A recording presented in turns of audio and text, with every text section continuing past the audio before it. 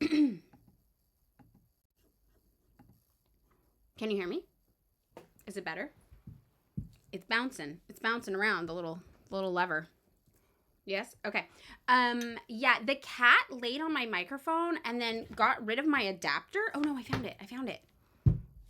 And then I couldn't find it. And then I found one, but I guess I found two. Just ADHD brain. I didn't remember I found both. So, okay, hold on. Let me switch this to my actual microphone. Boop, boop, boop. Okay, is that better or worse? I just switched it. Hello. Okay, does Green Party work with other socialist orgs, DSA, PSL, like co-endorsing candidates? Yes. So I'm with Peace and Freedom Party in California, and we are running 5 candidates statewide. 4 of them are from the PSL. So PSL runs a lot of candidates. Sorry, I have something stuck in my throat. I'm going to do a little hydrate. Way better? Okay, good. Okay.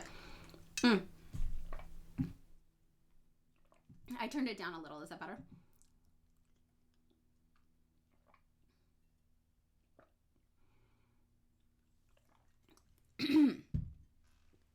Too low?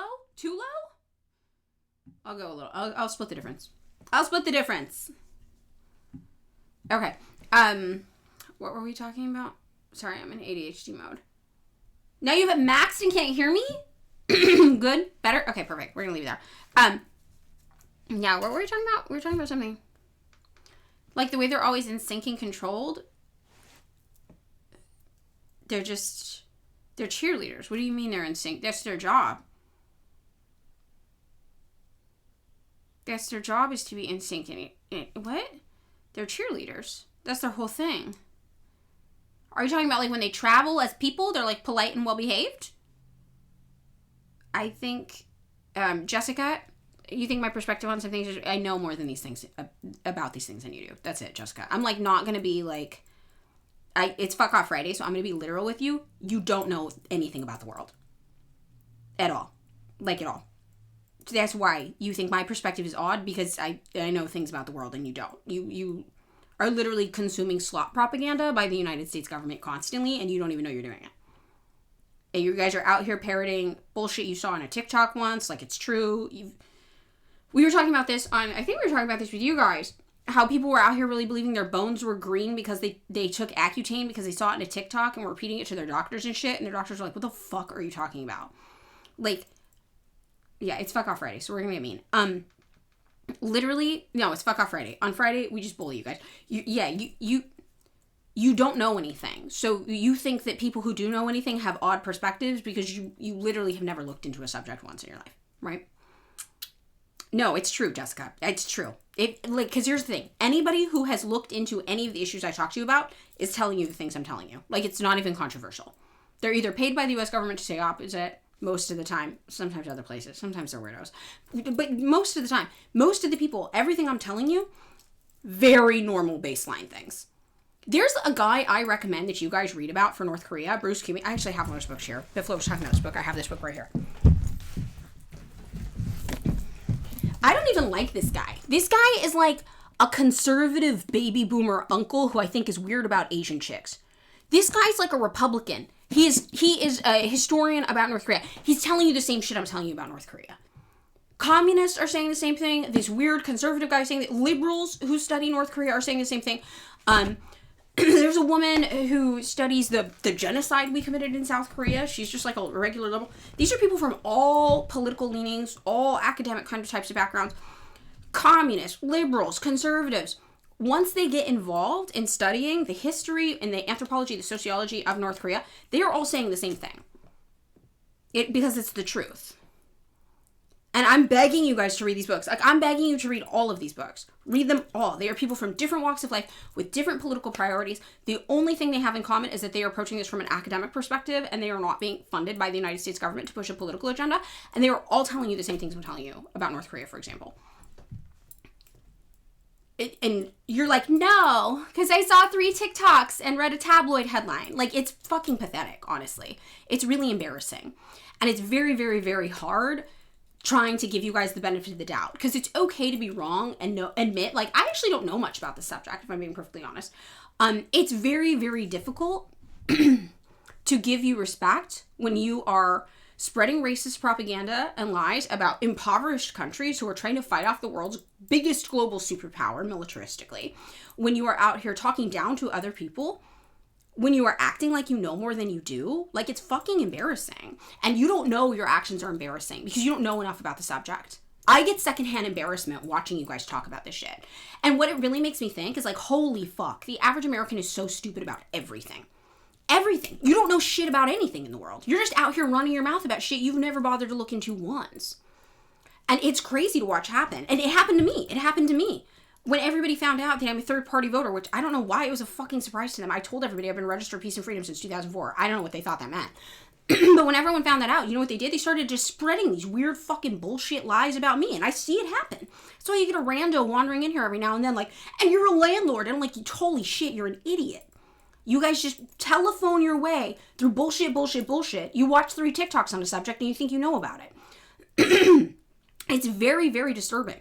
Like, I know Americans are dumb, but I don't know what's happened in the past 3 years on TikTok, but holy shit, you guys are fucking idiots. Like, you should be embarrassed. And it's very easy to not open your mouth about shit you don't know about. In my chat all day long, you guys see this. In my chat all day long, people be like, Madeline, what do you talk to me about this British political thing? I don't know much about British politics. You know what I say? I say, I don't know enough about British politics. I don't think I'm a person you should ask about that. Easy. Not you. Not you! You're running around here acting like you're the expert on shit you don't know anything about. It's crazy. It's crazy. Have I lived in Asia? No, but it doesn't matter. I've lived in Fresno, California, and I probably know more about the political structure and operations of the DPRK than I do about Fresno, California. Just living somewhere does not make you an expert on it. Think about the average American. Imagine you plucked the average fucking American out from the United States and started asking them questions about how American geopolitics work internationally. Imagine you ask them, what is the name of the man the United States government couped in Iran in 1953? Do you think the average American's going to be able to answer that? Do you think the average American knows the name of their fucking city council members? No. Just living somewhere, that's not enough, guys. Sorry. And here's the thing. Liberalism has convinced you your personal experience is so important. Your personal experience is so important. Listen to X Voices. If you have a personal experience, that's the most important thing in the world. It's not. Because you're an idiot. Nobody should listen to your personal experience. Your personal experience is biased, it's stupid, and it's selfish. You should not be listened to. You're ignorant buffoons running around spreading misinformation to each other, making TikToks that get millions of views, just spreading bullshit, garbage, disinfo in name of supporting the most evil fucking entity on the planet, the United States government. It's committed more genocides than you can count on one hand. And we've only been around for a couple hundred years. That's embarrassing. That's fucking embarrassing. You can't though, Victor, because I don't talk to you about shit I don't know about. And this is the thing. You guys are so stupid, you don't know the difference between knowing something and not. You don't know the difference between understanding something and not. And that's what's really fucking disturbing.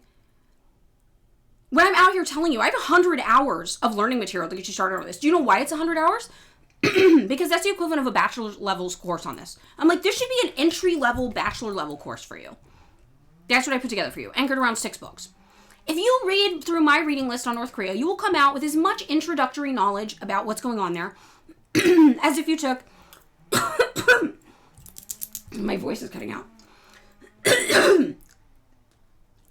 As if you took one bachelor's level college course on it. That is nothing. That is nothing, by the way. That is fucking nothing, by the way. You guys won't even do that.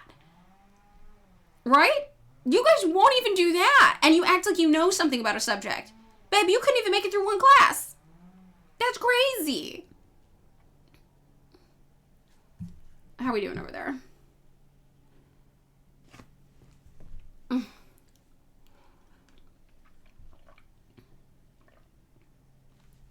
So, okay, I'm doing this because it's Fuck Off Friday. So we're doing this like this. Yeah, oh, Bruce Cummings is a Democrat in New York. I thought he was a Republican, honestly. I can't tell them apart, though. The Democrats and Republicans are so similar. Yeah, he's not a progressive man. He's a fucking weirdo man. You know, he's a weird white boomer guy with an Asian wife, okay? And you can tell. I'm just going to say that. But his historical analysis of North Korea is correct. Yeah, and you guys won't even listen to him. You won't even fucking listen to him. That's crazy. just hand serving you any source you would like. You want to listen to Korean voices? Okay, great. I've got a Korean American historian. She's got a PhD. She's a professor of Rutgers. Her whole focus is on North Korea. She's written books about it. She's great. Read her. Everyone's like, no, I'm not going to read that. You're like, well, she's biased. She's too progressive. Okay, fine. I'm going to give you a white guy conservative from the United States who used to be the chair of the history department at the University of Chicago before he retired. You guys don't want to read that either. You're like, no, I'm not going to read that either. You're like, well, what about people in Korea? Okay, fine. In South Korea, it's literally illegal to say anything about the North, but somehow still, I found a woman who has written about the genocide of her people on Jeju Island. She's a research associate from a research institute on Jeju Island that focuses just with the genocide that was done to them by the United States and our proxies there. I'm like, fine, read her. She's literally Korean in Korea. Read her. You guys won't read that shit either. Right? It's crazy. Is there a benefit to switching your registered party preference? It helps third parties secure ballot access for future elections. Okay. Thank you, Biflo. Sorry. Fuck off Friday. It's when I'm meaner to them. It's when I go mask off and I'm meaner over on TikTok. Yeah, you guys just literally... And the real answer, we know the real answer, you're not going to read a book. That's the real answer. That's the real answer at the end of the day. You're not going to read a book. You don't care who wrote it. You're not going to read a book. You're going to watch a random TikToker with the eyes and lips filter. You're going to watch a fucked up YouTube video by some random dude who has no clue what he's talking about. You're not going to read a book. And that's why. So you have to pretend like there's a good reason you won't read the book because you know it's fucking pathetic that you won't just read a book. You know that. You have this little secret shame in you where you're like, oh, but I actually have to read the book. I'm not actually going to do that. So rather than actually trying to understand the topic, because you would rather look good than do good or be good, you would rather look good than actually be on the right side of history, you will just say whatever bullshit you've heard 12 other people say on the internet, right? To justify you not reading the book. If North Korea is actually cartoonishly evil, you don't have to read the book. So there you go. You get out of it, right? Yeah, literally. I have a whole course for you guys to learn. All right, you were told the average American reads less than 2 books a year. Does that seem accurate? I'm surprised if the average American's reading 1 book a year, if I'm being perfectly honest. No, they're not a monarchy. No. Wait until, they see who funds most of Danny North Korea's sources. It's all State Department, babes. It's crazy. It's crazy. Okay, and what are we at over here? How's my Fuck Off Friday working? 1 book seems like a lot for the average American. And that's not even being sassy. And you do have to practice reading. This is true. Obsis says this. If you're not keeping up your skill of reading, you will lose it. Yeah. Yeah. 175. Okay. We can do better. So, Ding Dong's in the chat over here. Hi. Come on over to our Twitch stream if you want. On our Twitch stream, we talk about current events. And we look at how it's being reported in mainstream news. We look at relevant historical data, pertinent info. We go through it together. It is Fuck Off Friday, which means that I have bullied you. That is part of Fridays. But we're nicer over on the Twitch stream, I promise. I get to go a little mask off on Friday as a treat and tell you what I actually think. It's only Friday, I mean. But actually, Leo edits... I have a rule, which is that you're allowed to be wrong if you're nice, and you're allowed to be rude if you're right. So it's just when you're rude and wrong. And these people are rude and wrong, and that's when it sets me off. But if you have a legitimate question, we will totally answer your questions for you. We're very, very, very nice and friendly. So come on over to Twitch. It's twitch.tv/Madeline Pendleton. I'm still on TikTok. I'm still bullying them. It's Fuck Off Friday, you know? It's Fuck Off Friday. I would never be mean to you guys. You think I would talk to you guys like that? I would never talk to you guys like that. It's the ding-dongs in my phone.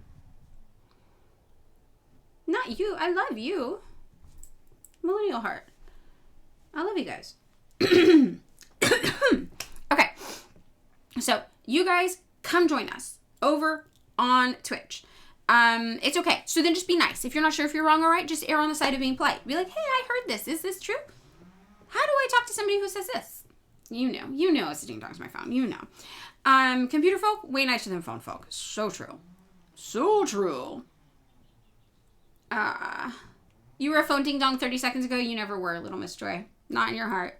Not in your heart. You were lurking among them, but you weren't one of them. Oh, Lilith, have fun.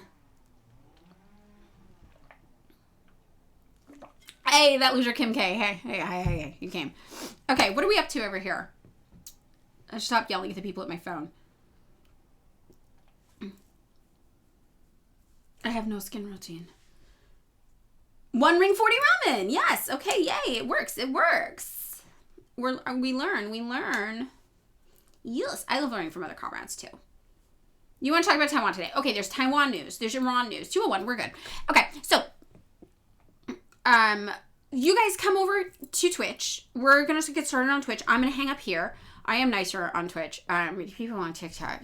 I told you, TikTok, Gen Z Facebook. Gen Z Facebook is embarrassing. Okay, so come on over, and I'm going to hang up with you here because I can't do it anymore. So Twitch. Okay, bye.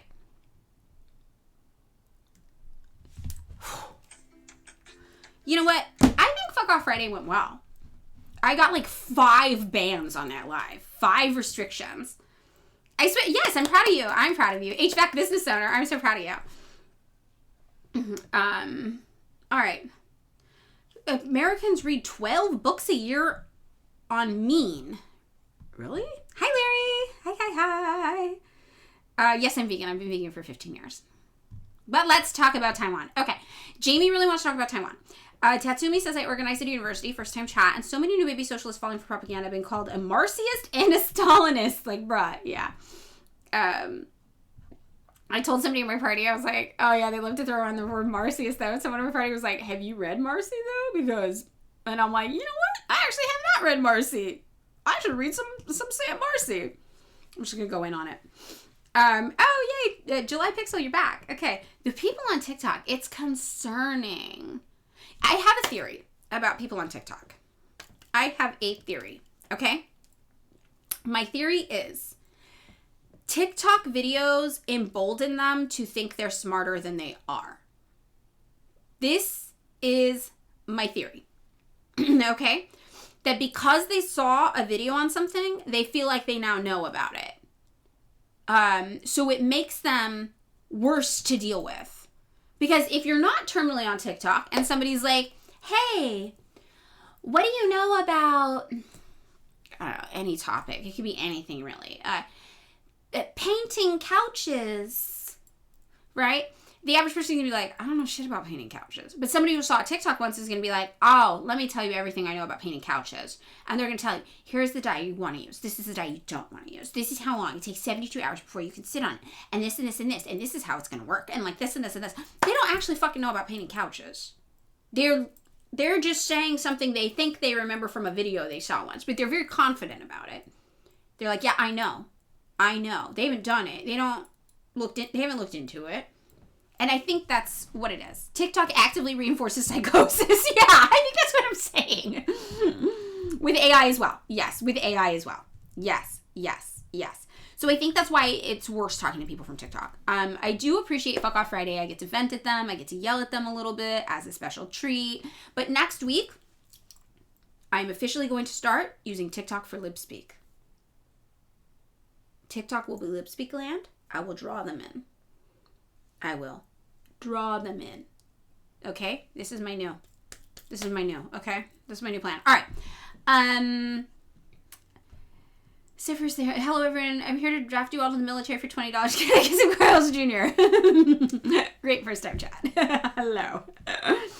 If there was a newly formed left libertarian political ideology, would you read about it? And if saw potential, would you possibly support that over communism? Why or why not? No, I would not. I am a communist. I was a left I was an anarcho-socialist. It's bullshit. It doesn't work. Deregulation is bad. Anything that calls for deregulation is bad. Deregulation kills people. I'm never going to support any sort of left libertarian anything. I think deregulation is bad. I am radically pro-bureaucracy. I think bureaucracy, red tape, and regulation saves lives. So, yeah, communism has been proven to work, as Larry says. Marxist-Leninism is the only thing in history, really, that's been proven to work, which is why capitalists try so hard to convince you it doesn't work. It does, right? It is the proven program. Yes, Larry. Do I support the defund the police movement? Yes, but I want to make something clear. The police operating under the capitalist system, especially in the United States where I live, in the United States, they're modern-day slave catchers. They are literally designed to enslave black men for the private profit of prison corporations and then enslave them to force them to do labor for companies like Victoria's Secret. Okay? So we have an absolutely deranged prison system here. Our prison system here in the United States does not reduce recidivism rates. And I want to say that again. You are more likely to never commit if two people commit a crime and one person gets arrested and the other person doesn't. The person who does not get arrested is more likely to never commit a crime again than the person who got arrested. The person who gets arrested gets thrust into a system that actually supports and encourages reoffending. Our prison system creates more criminals. So if you wanted to end the prison system in the United States, we would statistically be safer in terms of crime if we just got rid of it completely. Now, not every country operates that way. So here in the United States, fuck yes. But we're talking about the prison system in China, right? It's not the same as the prison system in the United States. I'm not mad that exists. We are talking about prison systems in places that have had worker revolutions, where the prisons are primarily being used to lock people up who want to destroy the revolution and subjugate people, enslave people very often. Those people should absolutely not be allowed in society. That's absolutely not okay behavior. However, that's not the way our prison systems here work. So I think that's a really important distinction to make. So yeah, that's what's up. Yeah, police in a capitalist system, police are there to defend property. Yes, exactly. In a socialist system, police are not there to defend property. They're there to defend the revolution. And those are two very, very, very different functions. So, in the United States, we gotta fuck these guys. Fuck these guys. By any means necessary, says Western police are very blatantly a private military carrying out only the will of your capitalist ruling class. Yes. Right? They're the federally funded private military of the capitalist ruling class. Exactly. So I do not support that. However, if you're asking me, okay, we have a socialist revolution, do we just get rid of the police? No. They're going to be there. They're going to be, as Stalin said, part of the new system you create to help oppress and subjugate the owning class. When we say we need a dictatorship of the proletariat, that comes with the necessary, as Marx explained, the necessary oppression and minimization of the owning class. The dictatorship of the bourgeoisie is disbanded, but it must be kept down. It must be kept down and subjugated and oppressed so that the dictatorship of the proletariat can actually flourish. And those are two different things.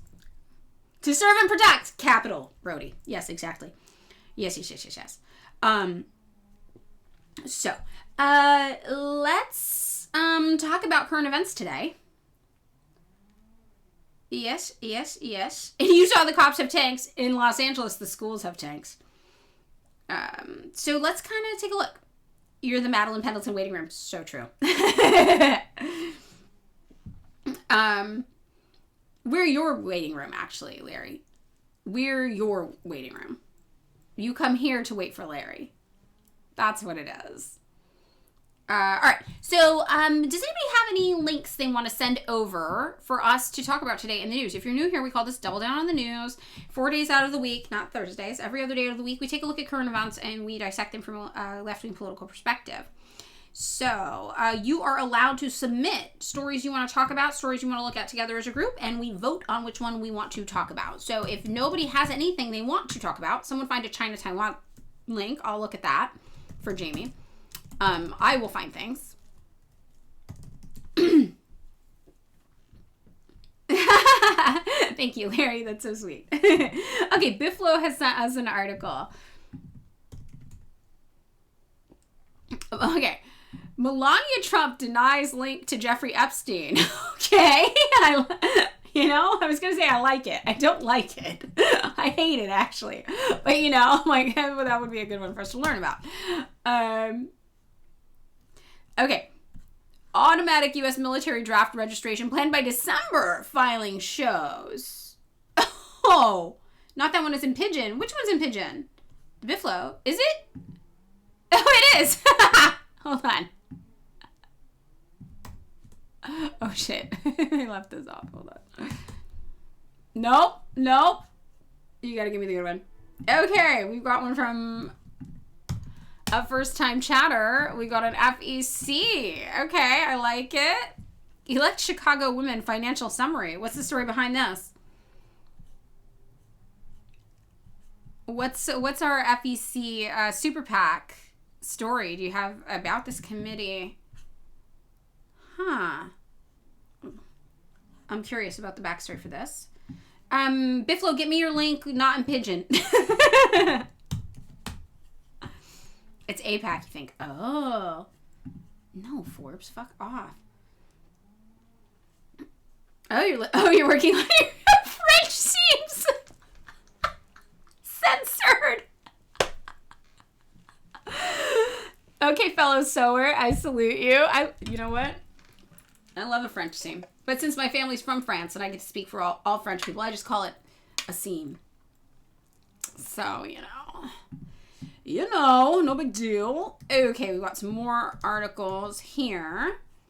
U.S. Forest Service restructure union. We also have Discord fork.tanky.org. Everybody go join the Discord also. I hear it's great. I don't have time to add Discord to my days right now, but I would like to one day. Oh my God, we have a Sky News story. Oh, is that the Melania? Sky News is like my special hell. I'm obsessed with that. Same with French fries. Yeah, we just call those fries because we're French. Actually, do you really want? You can call those Madeleine fries because I'm French. Freedom seems. For the younger people in the chat, I don't know if we've talked about this, I think, before, but just as a reminder how batshit and embarrassing our fucking country is. When 9/11 happened, we got so mad at France because France was like, we are not backing your weird bullshit bombing campaign in West Asia, basically. We got so mad at France that we renamed anything with the word French in it in the United States, freedom. So instead of French fries, you'd have freedom fries. So everything just became freedom this, freedom that. So yeah, freedom seams, French seams.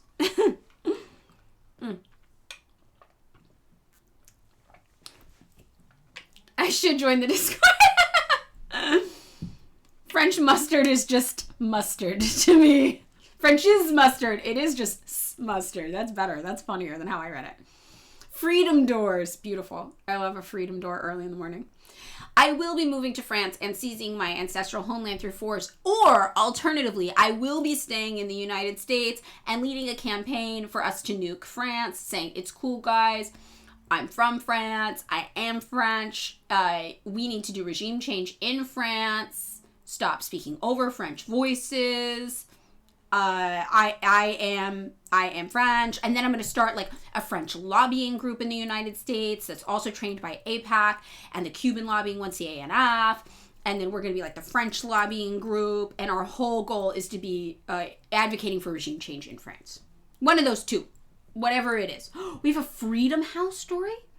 Oh, Larry, of course. Oh my God, Freedom House. Oh my God. Oh my God. The Freedom in the World 2026 report for North Korea. They have 3 similarities. But this is so sad because like on TikTok, people will literally be like, no, North Korea bad because like, look at this. And you're like, girl, do you know what Freedom House is? And they don't know.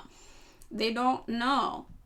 French House. French House says, listen to French people. Is Hakeem going to disown us because I'm French?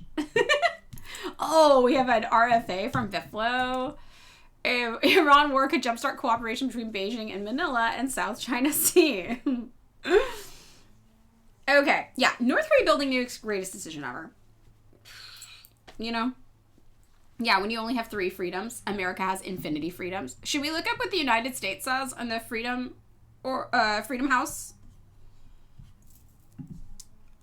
Filter by country. They can't give us the best score because that would be too obvious. So they got to give like some European countries better scores than us, and we'll be like in the top 10 though. You know what I mean? It'll be like that, I bet. So Freedom House is like this like US government funded group. I don't even know if it's like an organization. They literally do these like freedom indexes. You know these places that do these fucking freedom indexes, and Freedom House, I think they do more than just the freedom index though, Freedom House. I'm pretty sure they do like analysis as well. There's a map you can bring up. Oh yeah, I need that map.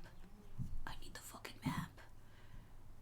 Freedom in the world. See, they do these reports. They usually do like a freedom index of some kind. Freedom in the world. Yes. Show me the map. Where the fuck's the map? Map. So they do shit like this. Okay? It's just what they do.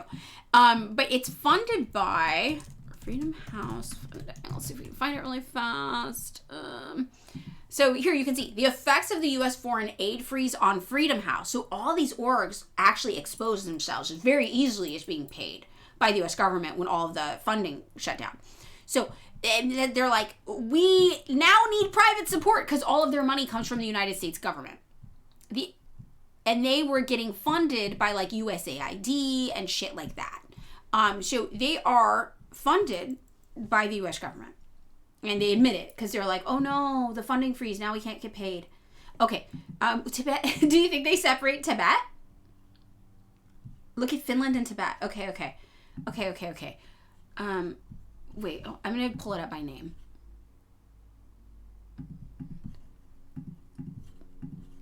Do they separate out Tibet?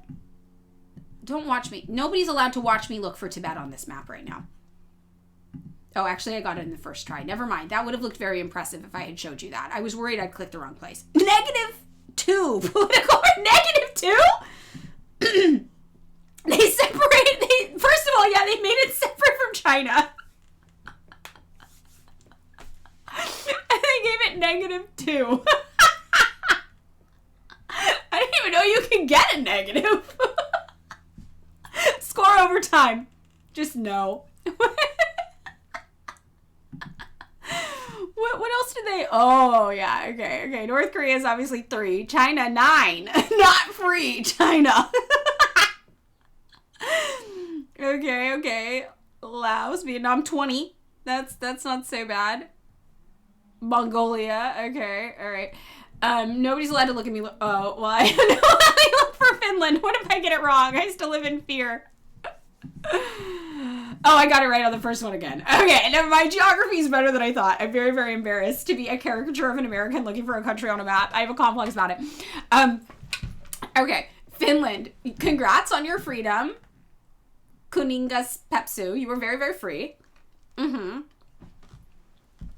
yep, Lenin quote. Freedom for slave owners. Imagine having -2 freedoms. What losers. Tibet is 0.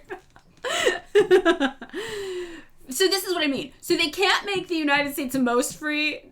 So we got 81, Canada more free than us. But they'll make some like European countries the most free, They're like, Spain. I'm surprised they fuck with Spain like that. Portugal, they're like, yeah, all these white people places are super free. Don't worry. They're free. Czechia, very free. God bless balkanization. They're out here doing all that. Croatia, super, super free. Right? Japan, very free. South Korea, so free. South Korea, literally a neo-colony of the United States, I might add. Literally a neo-colony. Taiwan, very free. Very free. Taiwan. Oh, Finland is inland. Oh, that's pretty good to remember. This is pretty good. Taiwan, so free. So, Taiwan... 93 freedom. China 9. So take that, commies. Take that. Do Cuba. Hold on. Let me get over there. Oh no. I didn't mean to click you. Okay. We've got Cuba 9. Cuba's 9. They made a Russian occupied. Is it the Donbass or Crimea? Nobody watched me do this one either. Oh. They put Transnistria on there. Wait. They gave it 16. They recognized it as a country.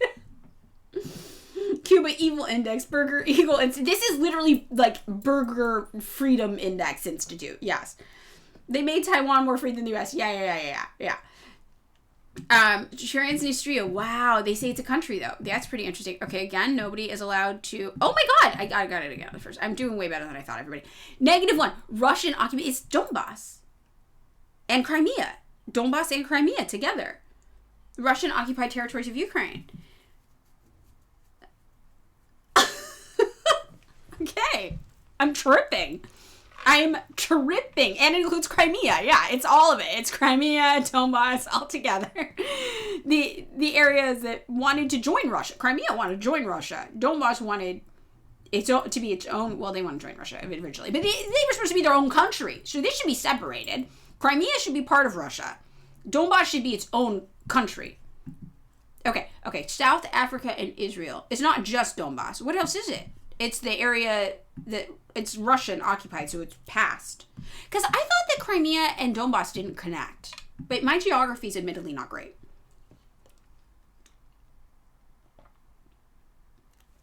I know that. Okay, wait. Is anybody? Yeah. Okay, Israel. Okay. No, nobody can watch me do this. What if I get it wrong?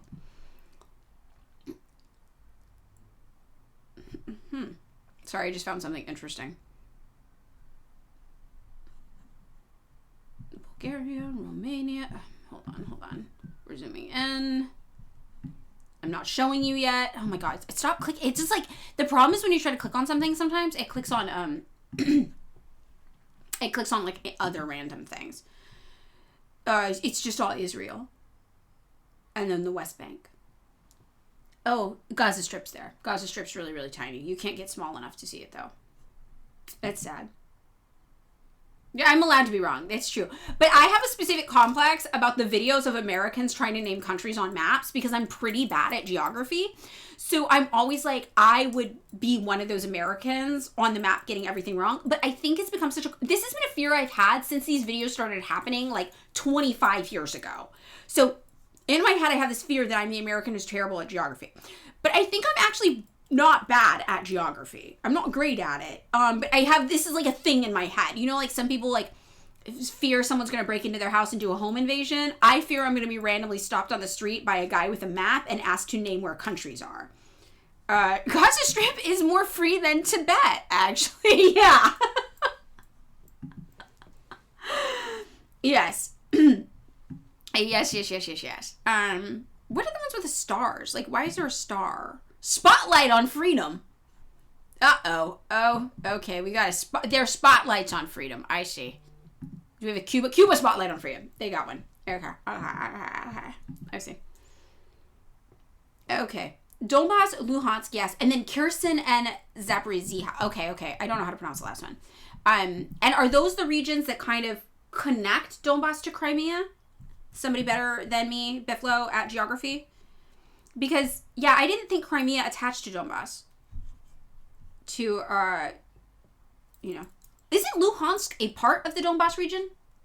Isn't that one of the two republics of it? Somaliland is on there. What? That one you definitely can't watch me look for. I'm definitely going to get that wrong. All right. It's going to be little. I'm looking. It's going to be so free. It's going to be the freest place ever. Right? Somaliland? No, or maybe it's not because they're being oppressed. Because Somaliland is being oppressed? Maybe? No. I'm looking. Yeah. Palestine is being actively genocided, but the country which willingly joined China, less free. Yes, true. You're a geography major, still really bad at finding places on a map. Okay. Yeah, Donetsk and Luhansk is Donbass. That's what I thought. Okay. That's what I kind of thought was going on. Okay. Well, hold on. I'm still trying to find Somaliland on a map, which is fucking humiliating. That's definitely the most humiliating one. And nobody's definitely allowed to watch me do that one. Oh my god. I need to get way better at Africa. Africa, big gap in my info. In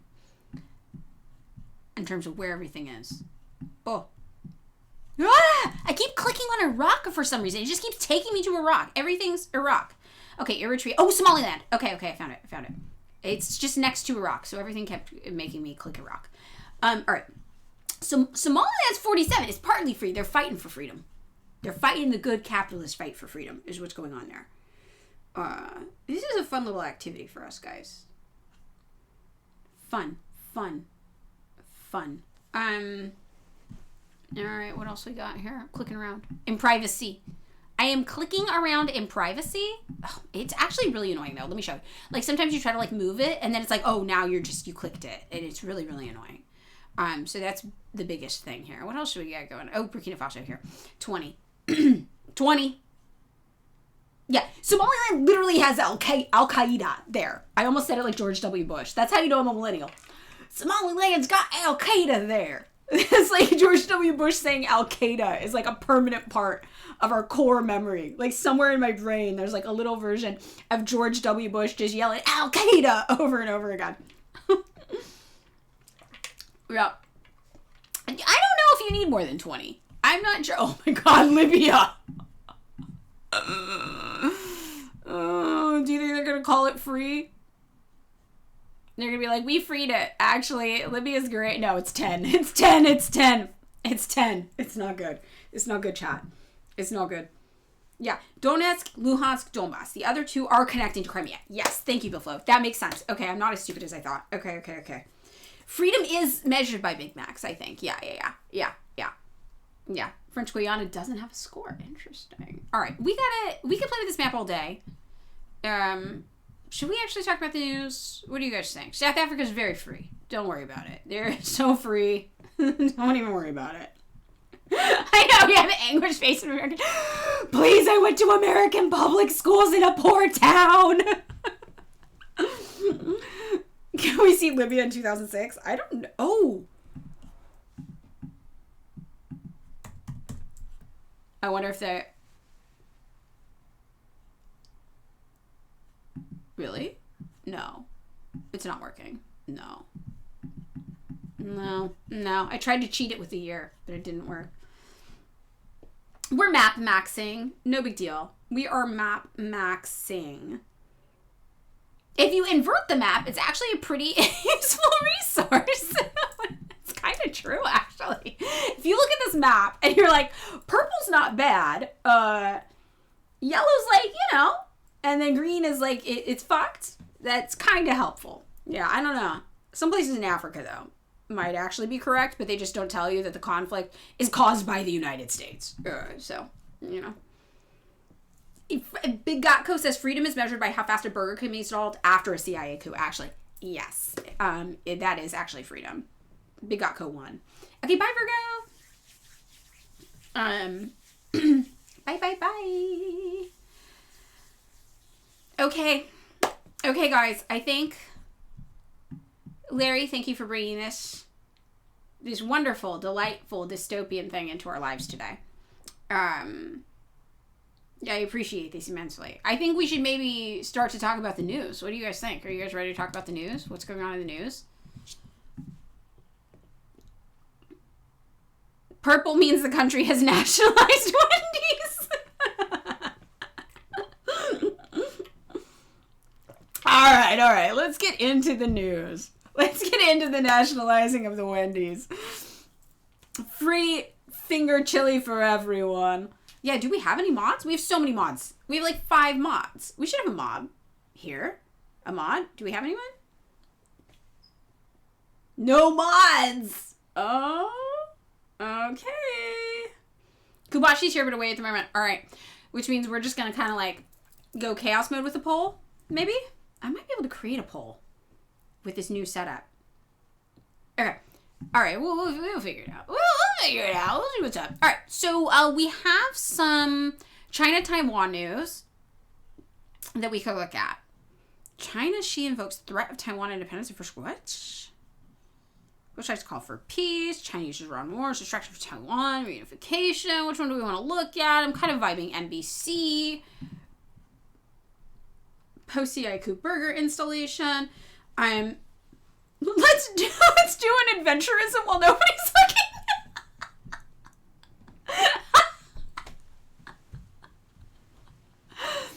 Oh.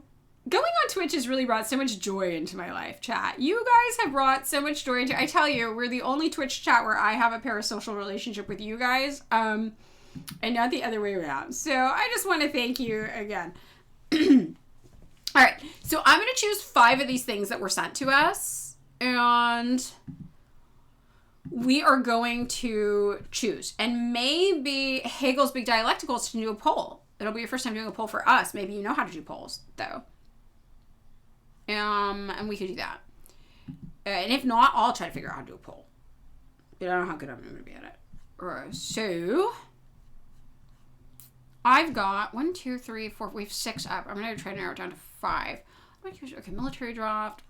Border control. Yes, yes, yes. Chaos. Oh, okay. Forest overhaul. I like all these. Okay, here's the 5 that we've got. Is Hagel's big dialecticals here? Actually. Hubashi's also here. I hope the TV torture. I am not allowed to comment on the torture situation.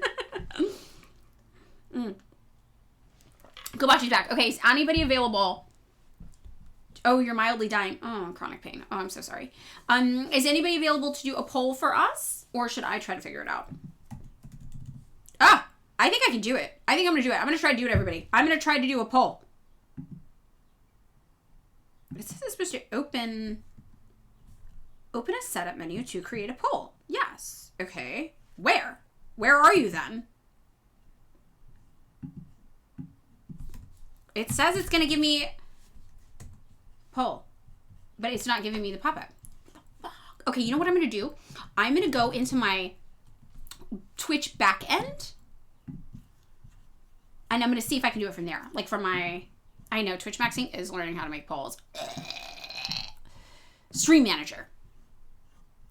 Got it. Okay. I'm in the Stream Manager. On the back end. I'm hacking the mainframe. Okay, my chat. Here we go. Poll. What the fuck? Where does it open? Where does it open? Bro, I hate this.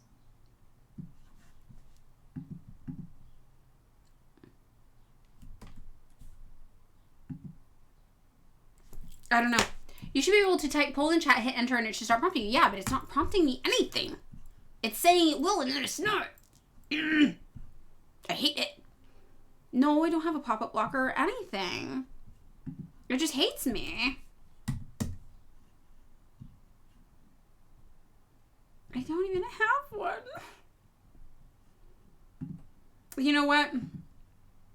We're just gonna... Shit. I don't even know how to do it.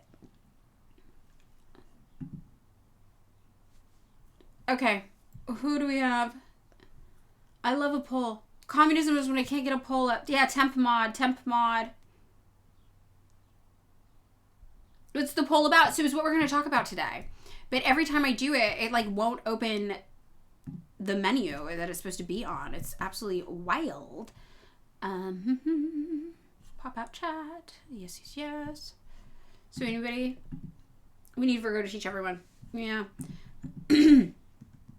Okay. Yes. There's a poll button on mobile. I'm like, oh, I wonder if I could go on mobile. You goes on your laptop now. Okay. All right. We don't have Virgo. We have to figure it out. And stream dashboard, Google says, yeah, I did that, and it's like not allowing us to do it. Bifflo can make a poll. You know what? We will implode without Virgo. It's so true. Nobody can figure out how to make a poll. Let me try one more time. Let's see if there's anything I can do here. Because we should learn how to do this better.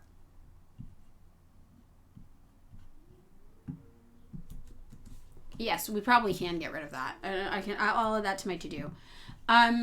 You know what? Okay, here's what we're gonna do. We're gonna go chaos mode. Because I can't figure it out. I'm doing it, and it's not working. You did it! Oh my god, who did it? Who did this? Poll. Yes, okay.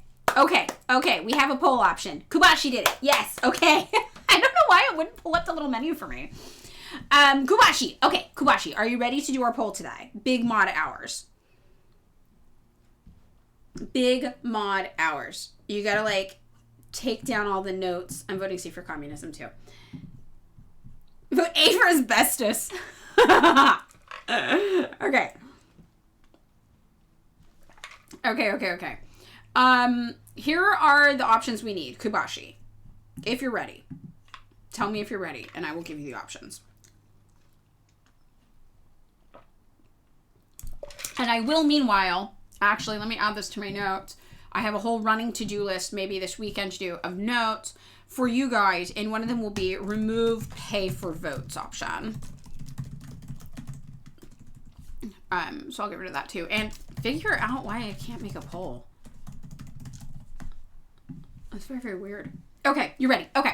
So the first option we have is Melania Trump. With Epstein. You don't have to say Epstein, but you know, it's an Epstein Files Melania Trump thing. Okay. Then we've got American forests. Something's going on with them. It's very, very interesting. Then we have European borders. Okay. Then we have the draft. The United States is bringing back the draft. We're making America great again. Guys, it's happening. It's happening. And then the last one is China, Taiwan. Or as I call it, China, China. Because I'm a better communist than you guys. So, China versus China is what I call it. I don't know what you call it. Alright, so those are the options. And we're going to be patient. Oh, okay, bye Heckles Big Dialecticals.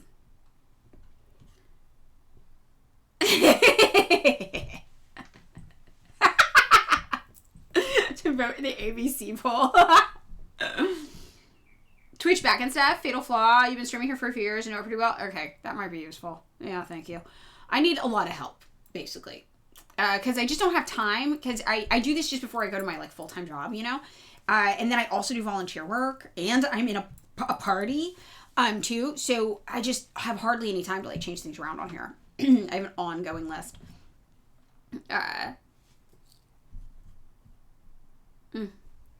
Help. My streamer is mogging me. Okay. So now we have to wait for this poll to end, I'm guessing, before we do another poll? Yes. Alright. Current poll. Yes, it's up. Okay, everybody. The current poll is up. Refresh if you don't see it. Vote or gulag. You know the rules.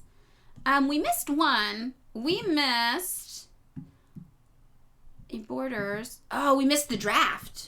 We'll talk about the draft while it goes. How about that? We'll talk about the draft while it goes. While the poll is going on, let's take a look at this. Vote or gulag. You know the rules. Voting is compulsory.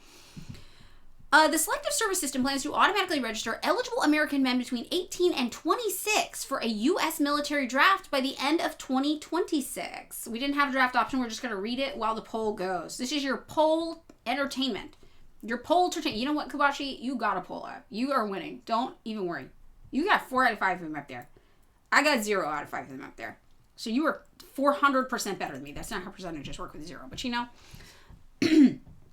So, there has not been a military draft since 1973 when the U.S. involvement in the war in Vietnam was winding down. White House Press Secretary Carolyn Leavitt, when was this from? April 9th. Yeah, okay. Recently said President Donald Trump keeps his options on the table when asked about the chance of a draft returning amid the Iran war. So, the Selective Service System plans to automatically register eligible American men between 18 and 26 for a U.S. military draft. Anybody in the chat?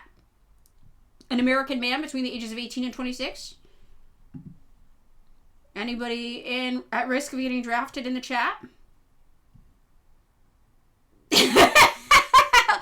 Lord Oxium's testicles are in danger of being drafted. Very sad day for us in the chat. We have a few people. Earned Crap 392. Lion Max, sadly. What's the age? It's 18 to 26. Ham on Pizza. Where is Light? Toxic Bruh. Rob's Kids. That's fucking scary. Jesus. Your friend, Malik Bang. If you say you're trans, you get off the draft. Everybody get more non-binary immediately. Includes trans AMAB, by the way. And I am in like 3 months. Oh, God. Okay. I thought they didn't increase the draft age, but they increased your like eligibility to enter the military age to like 40 something, which is crazy to me. They're like, you can smoke weed and be 42 and join the military. They're really, really desperate. Ben Media 7.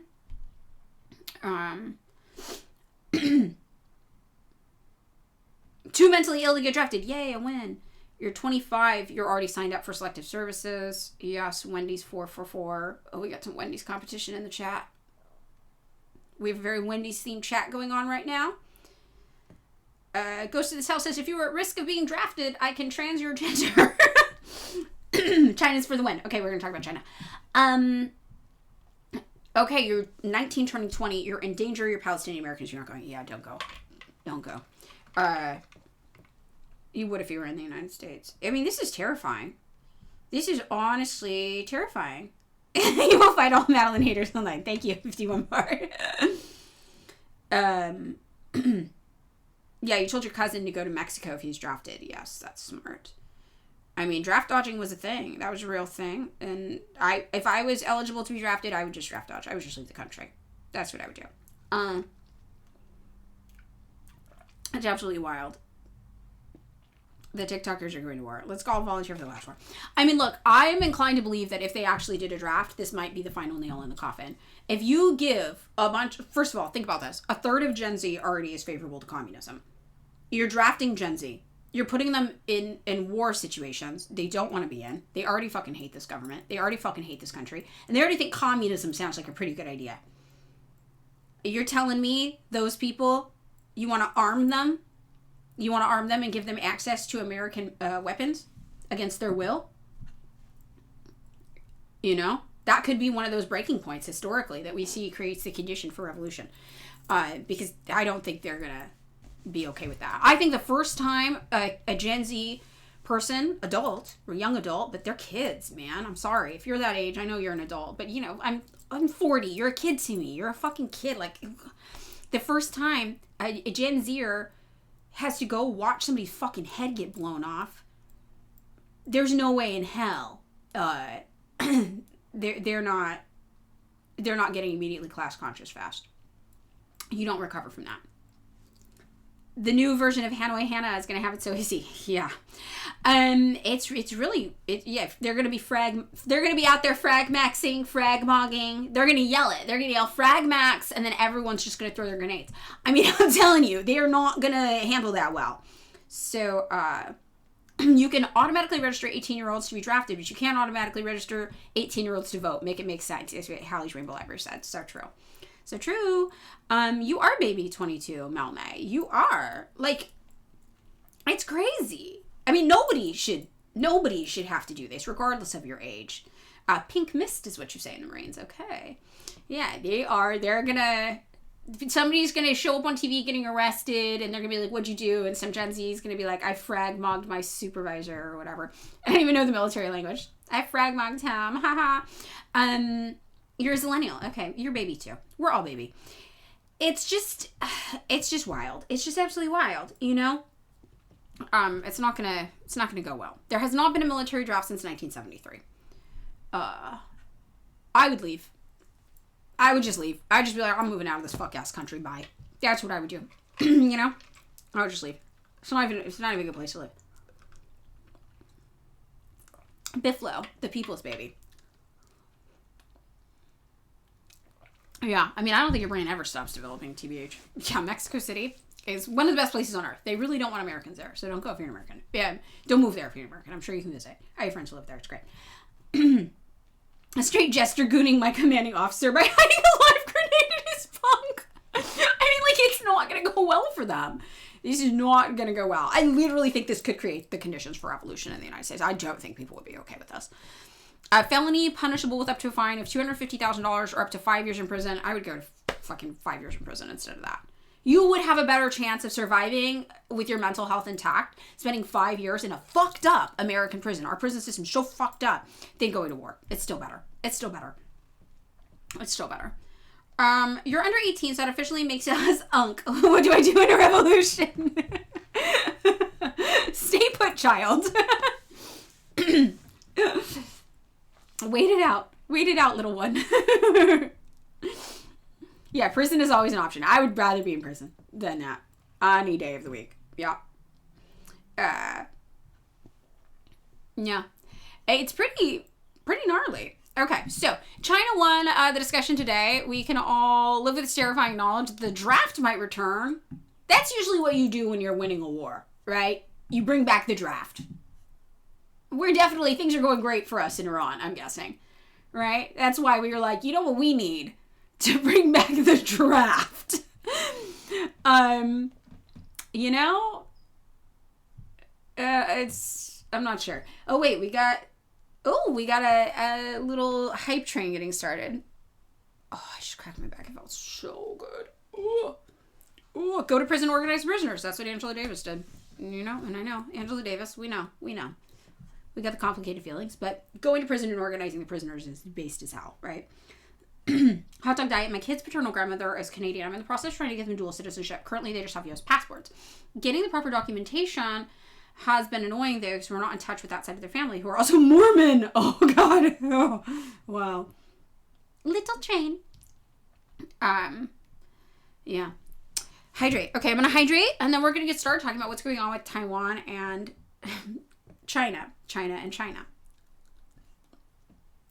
With part of China and the rest of China. Let's go. Oh, wait, Biggie C223 says, I have some questions regarding communism. How would it work on a large scale since it's moneyless in classes, shift GM and TikTok? Okay, so I don't check my DMs.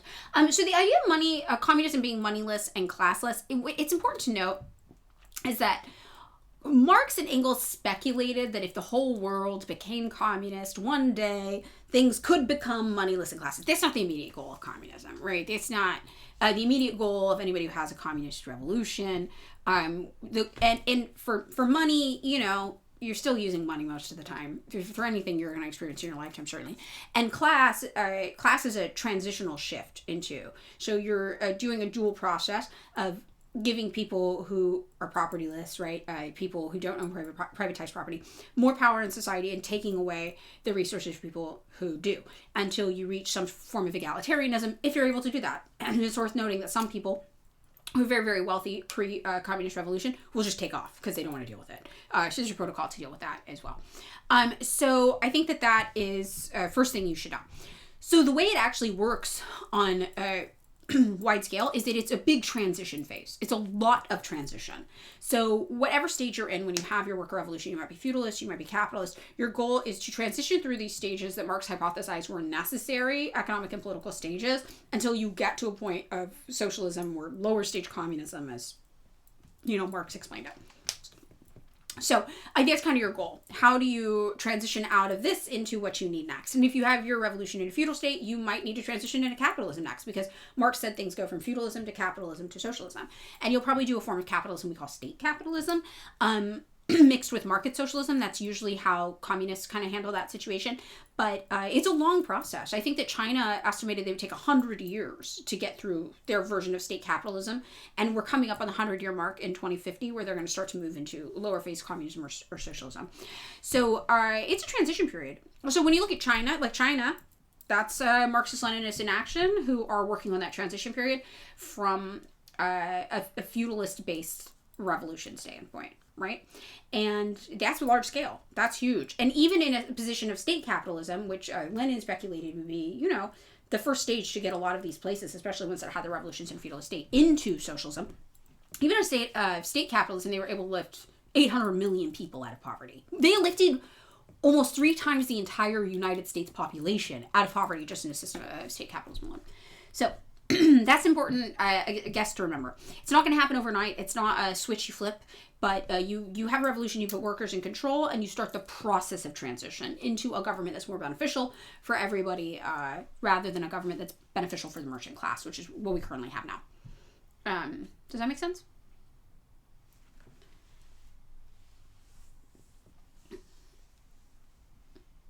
Is that okay? In 60 years? 2050 for the socialism button, yeah. Yeah. Is that... Everybody? Yes? Okay. Alright. If they did a draft, it would piss off so many boy moms. They would have to fight the boy moms would all become radicalized. The boy moms can be our comrades. Wow. Okay, future comrade boy moms. We gotta start getting them a little primed now with a little bit of info. Right? Yep. Okay. So, soccer moms for socialism. I see it. It's happening. All right, let's get into what's going on with China and Taiwan today. China is without a doubt on a better trajectory. Dorian Sapiens says USSR kind of waffled and backtracked towards the end. China's getting better and better. After Stalin, the USSR did some fuck ass shit. I'm not gonna lie. They got a little weird. Every new leader after Stalin got progressively less into socialism, I would say. Yes, Mel May says you're cheering for the U.S. to have a revolution because it would help the rest of us so much. Exactly. And that's when sometimes you talk to people on the internet and liberals are like, why don't you just move to a communist country? And you're like, first of all, babe, there's no country in the world that is not touched by U.S. imperialism. There's no country in the world you can live if you want to escape the United States. You can't. We're involved in everything. Right? Second of all, if you are able to have a socialist revolution in a place like the United States, that is going to have such a wide impact for the entire world, like, as a result of that, right? Yeah, Khrushchev's a weirdo, for sure. Khrushchev betrayed the revolution. It's Grover Furr who wrote Khrushchev Lied, isn't it? We're having a very Grover Furr themed week. I just feel like I never think about Grover Furr usually.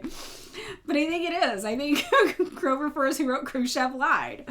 The book about Khrushchev being weird.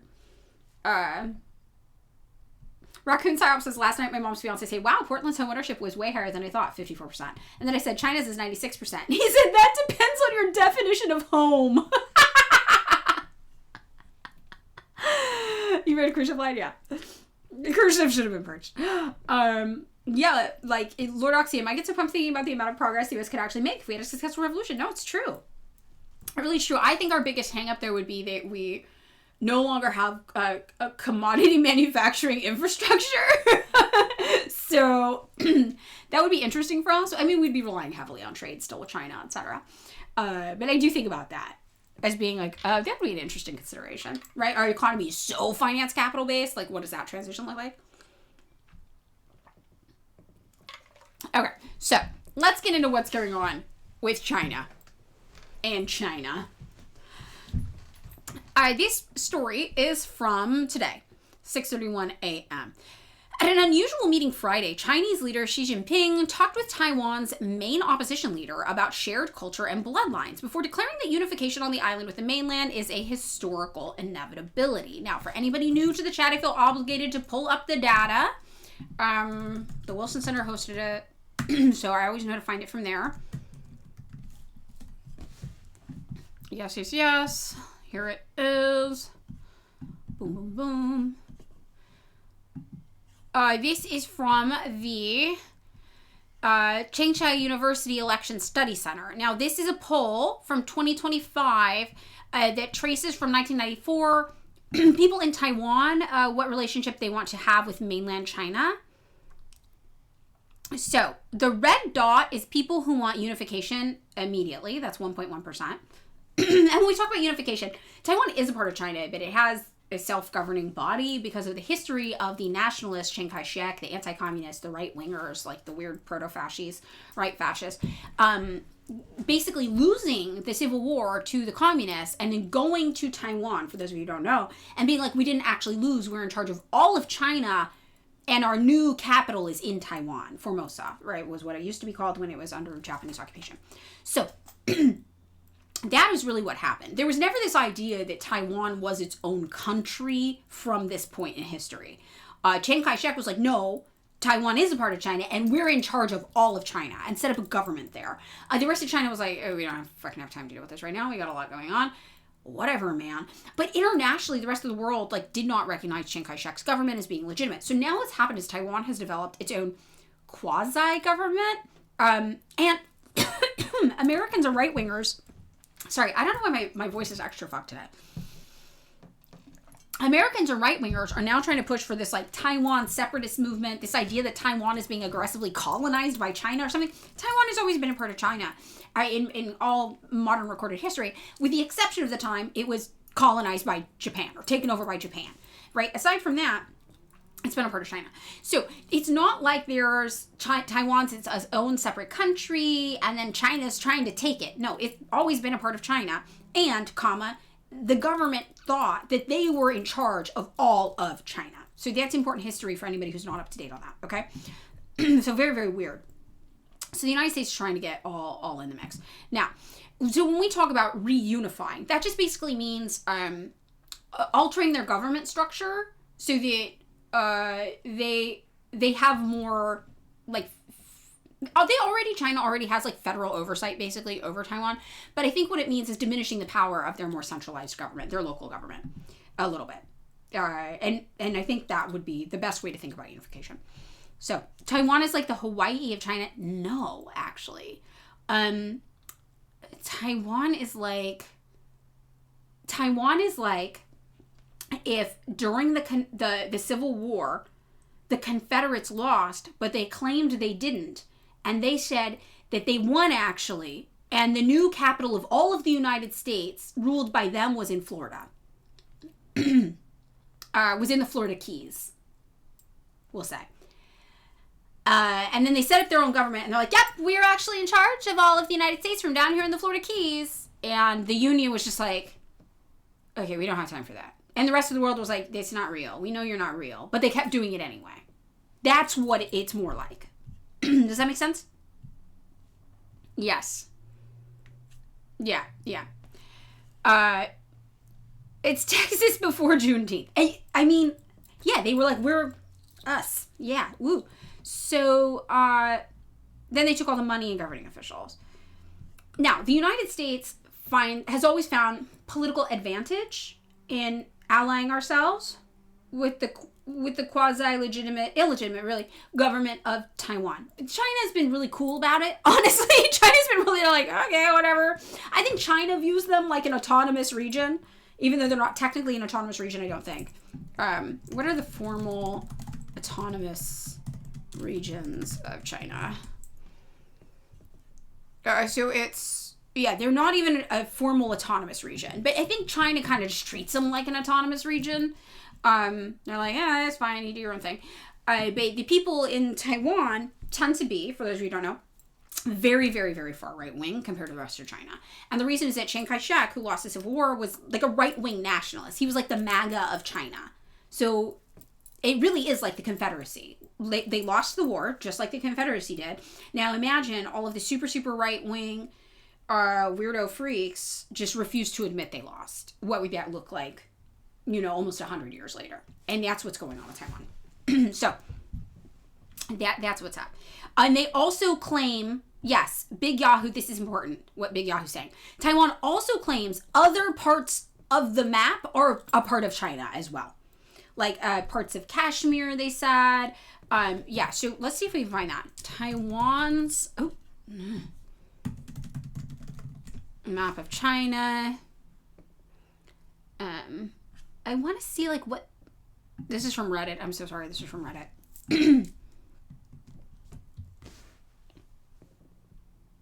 Is this?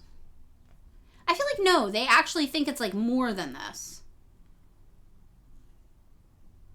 Or is it? Isn't it? I feel like there's a better map than this.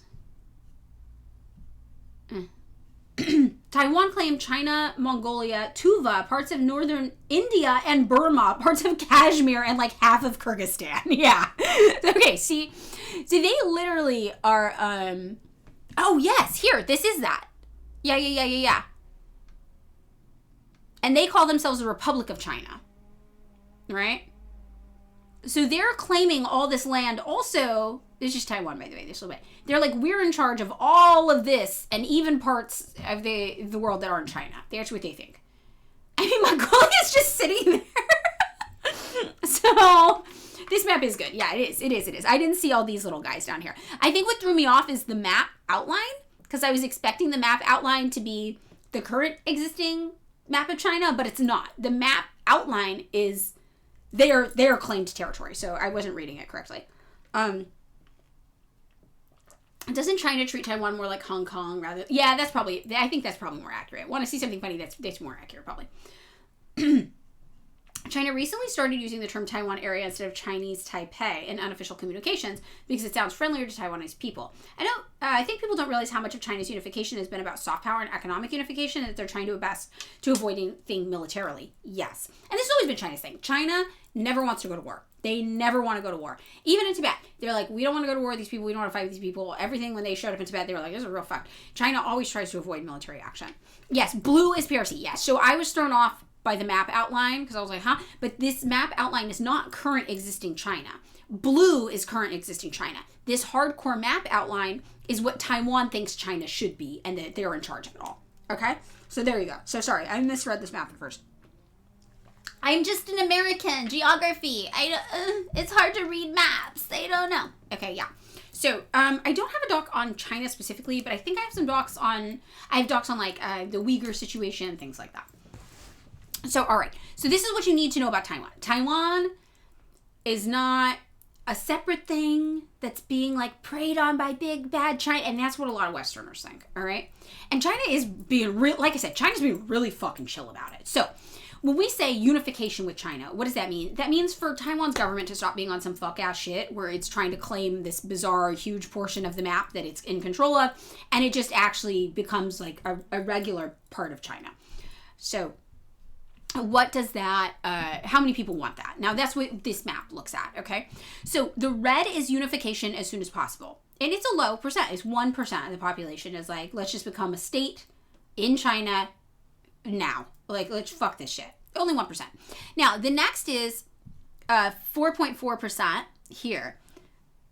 This is people who want to get independence as soon as possible. They're like, let's just be our own country. Only 4% of people in Taiwan want to immediately become their own actual country, separate from China. So I want everybody to really understand this. This is the context. When you hear the United States publish all this fuck-ass bullshit propaganda about China being oppressed by, or China oppressing rather Taiwan, right? And Taiwan being its own country that should be free and everybody there wants to be, it's only 4% of the population of Taiwan that immediately wants independence. Okay, so really have that context in your head for how we create these narratives of separatist movements and how we back these separatist movements. Remember, the Xinjiang Uyghur separatist movement there was just 200 guys out of a region of millions of people. And we backed that and we try to legitimize that. Like, these people actually want their independence. They're being oppressed by China. We're doing the same thing in Taiwan. 4% of the population wants to immediately become their own country. And we are backing it like it is 99% of the population there, right? So this is how propaganda works. So that's why I show people this map a lot. Now, what do most people want? Most people are chill with the status quo. 33.5% of people, that's the highest ranked answer here, they're like, it's fine the way it is. Just like, let it be. We don't need to go changing anything. And it's very common. Most people don't want to, if it's not broke, don't fix it, right? So a lot of people in Taiwan are just like, it's fine how it is. It's okay, whatever. And this number has gone up as we have seen the material conditions in China vastly improve, right? So this number used to be way lower over here in 1994, but as China gets better, people in Taiwan start to have a better quality of life as well. Their quality of life is improving by being a part of China. So we see they're just like, hey, it's fine. We're happy with it. They're thinking now about the things they would lose if they ceased to be a part of China. And that's important to remember too. Now, 26.3% is maintain the status quo now and we'll figure it out later. So if you look at these together and you add these up, what do we, 59.8% of people in Taiwan are chill with things how they are and either don't want to ever revisit it or want to revisit it later. They don't want to think about it right now. That's the majority of what the majority of people in Taiwan want. Now, the section here is maintain status quo and move towards independence. That's 22%. They're like, this is fine for now. We can slowly move towards independence. You know, that's not particularly high numbers either. Just Lurking says, no way, no how on YouTube has a great video about Taiwan. I've never seen them, so I can't endorse, but just, you know, for the crowd. So, yes, Chiang Kai-shek murdered leftists. Yes, Chiang Kai-shek was a right-wing freak. He's a right-wing nationalist freak, okay? He is MAGA of China. China MAGA. The South, the Confederacy of the United States in China. That is him. All right, he is not a good guy. This is not supporting the government of Taiwan wanting to do colonization and expand the territory of China and be in control of all these other, that is, as a right-wing weird nationalist freak, that is not a left-wing political position. This is one of those situations where we talk about liberals in the United States supporting the MAGA of other countries. That's what they're doing with Taiwan. They're supporting the MAGA of other countries because they're politically illiterate and they don't understand what they're supporting, right? So, the dark red line is the most reasonable people. That's maintain status quo, move towards unification. I agree that is the thing that makes sense as well. But, whatever. Most people are like, we don't want to deal with that right now. It's fine. Shit's fine. Don't fuck with it. And that makes sense. So this context, really, really important when we are understanding what's going on in Taiwan, and also how bizarre it is that the United States is so aggressively pushing this idea that Taiwan needs to be independent immediately. Taiwan is being oppressed. Taiwan wants to break away from China. Most people in Taiwan do not. They're like, it's fine how it is. And how it is a part of China. It's a part of China with a lot of self-governance kind of going on. Now, this is also why it is so crazy that the Democrats try to put forward that chick Kat out of Illinois as a candidate who was into aggressively arming Taiwan against China, against the rest of China. That is why it's so crazy when you look at this. You're like, this chick's an insane war hawk. She wants to aggressively arm the 4% of the population of Taiwan that wants immediate independence at the expense of what the 96% of the rest of the Taiwan wants. It's crazy. It was insane. But you have to have some sort of historical knowledge to understand how crazy that is. Like, that would be like being like, I want to arm the California secessionist movement. Like, dude, that's like 12 guys on the internet. We don't know them. We don't want to be our own country right now. Like, what are you talking about? That would be like what that would be like for somebody in another country. It'd be like for somebody in Iran to be like, we need to aggressively arm the California secessionist movement. You'd be like, what? What's happening? Why would you do that? It's just weird. It's just very fucking weird. All right, so I feel like she's just a DNC plant, man. I do. I feel like they found a token Palestinian American because identity politics, and she's just textbook DNC platform. California Republic. We might actually fare okay, but not militaristically, I don't think. And whatever. So, with rising Confederacy characteristics, I mean, and people don't know this too, a huge section of California is very, very conservative. I'm going to put that out there too. It's not like it would be a socialist utopia overnight. But, whatever. So, at an unusual meeting Friday, we're going to revisit this. Chinese leader Xi Jinping talked with Taiwan's main opposition leader about shared culture and bloodlines before declaring that unification on the island with the mainland is a historical inevitability. It is. It's China. It is, right?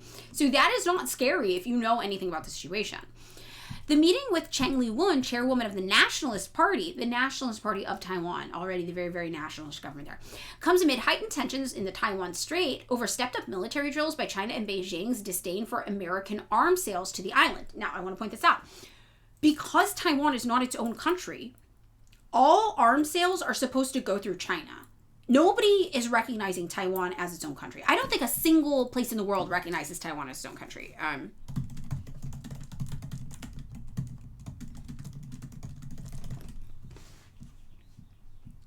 There are 12 countries that recognize Taiwan, okay? It's Paraguay. Really? Is that current? 12 countries. What else do we have? Rescinded. Okay, so the only countries that recognize Taiwan as its own country: Guatemala, Haiti, Haiti's weird, Paraguay, Eswatini, Belize, St. St.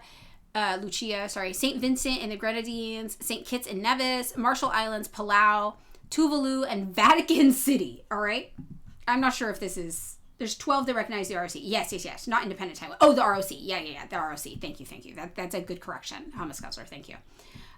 So, yeah, I don't know how accurate this is, but it's very few, if anybody, okay? So, the reason why this is important is that the United States, like most countries around the world, does not recognize Taiwan as its own country. That means the United States cannot be doing independent foreign policy deals with Taiwan. That would be like another country doing independent arms trades with Texas. Like, that's not really how you do that. That's supposed to be a federal thing. But the United States government, we passed our own laws saying, no, it's chill if we do that. So we passed our own federal laws in the United States saying it is totally chill if we just do arms deals with Taiwan, even though that's not supposed to happen.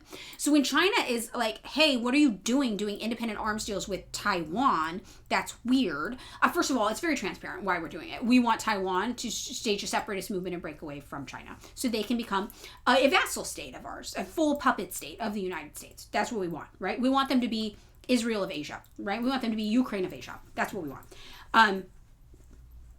We already have that we have that with South Korea. But we want it more. We want more. We want another one. Give it to us. Right. Okay, whatever. So, that's number one.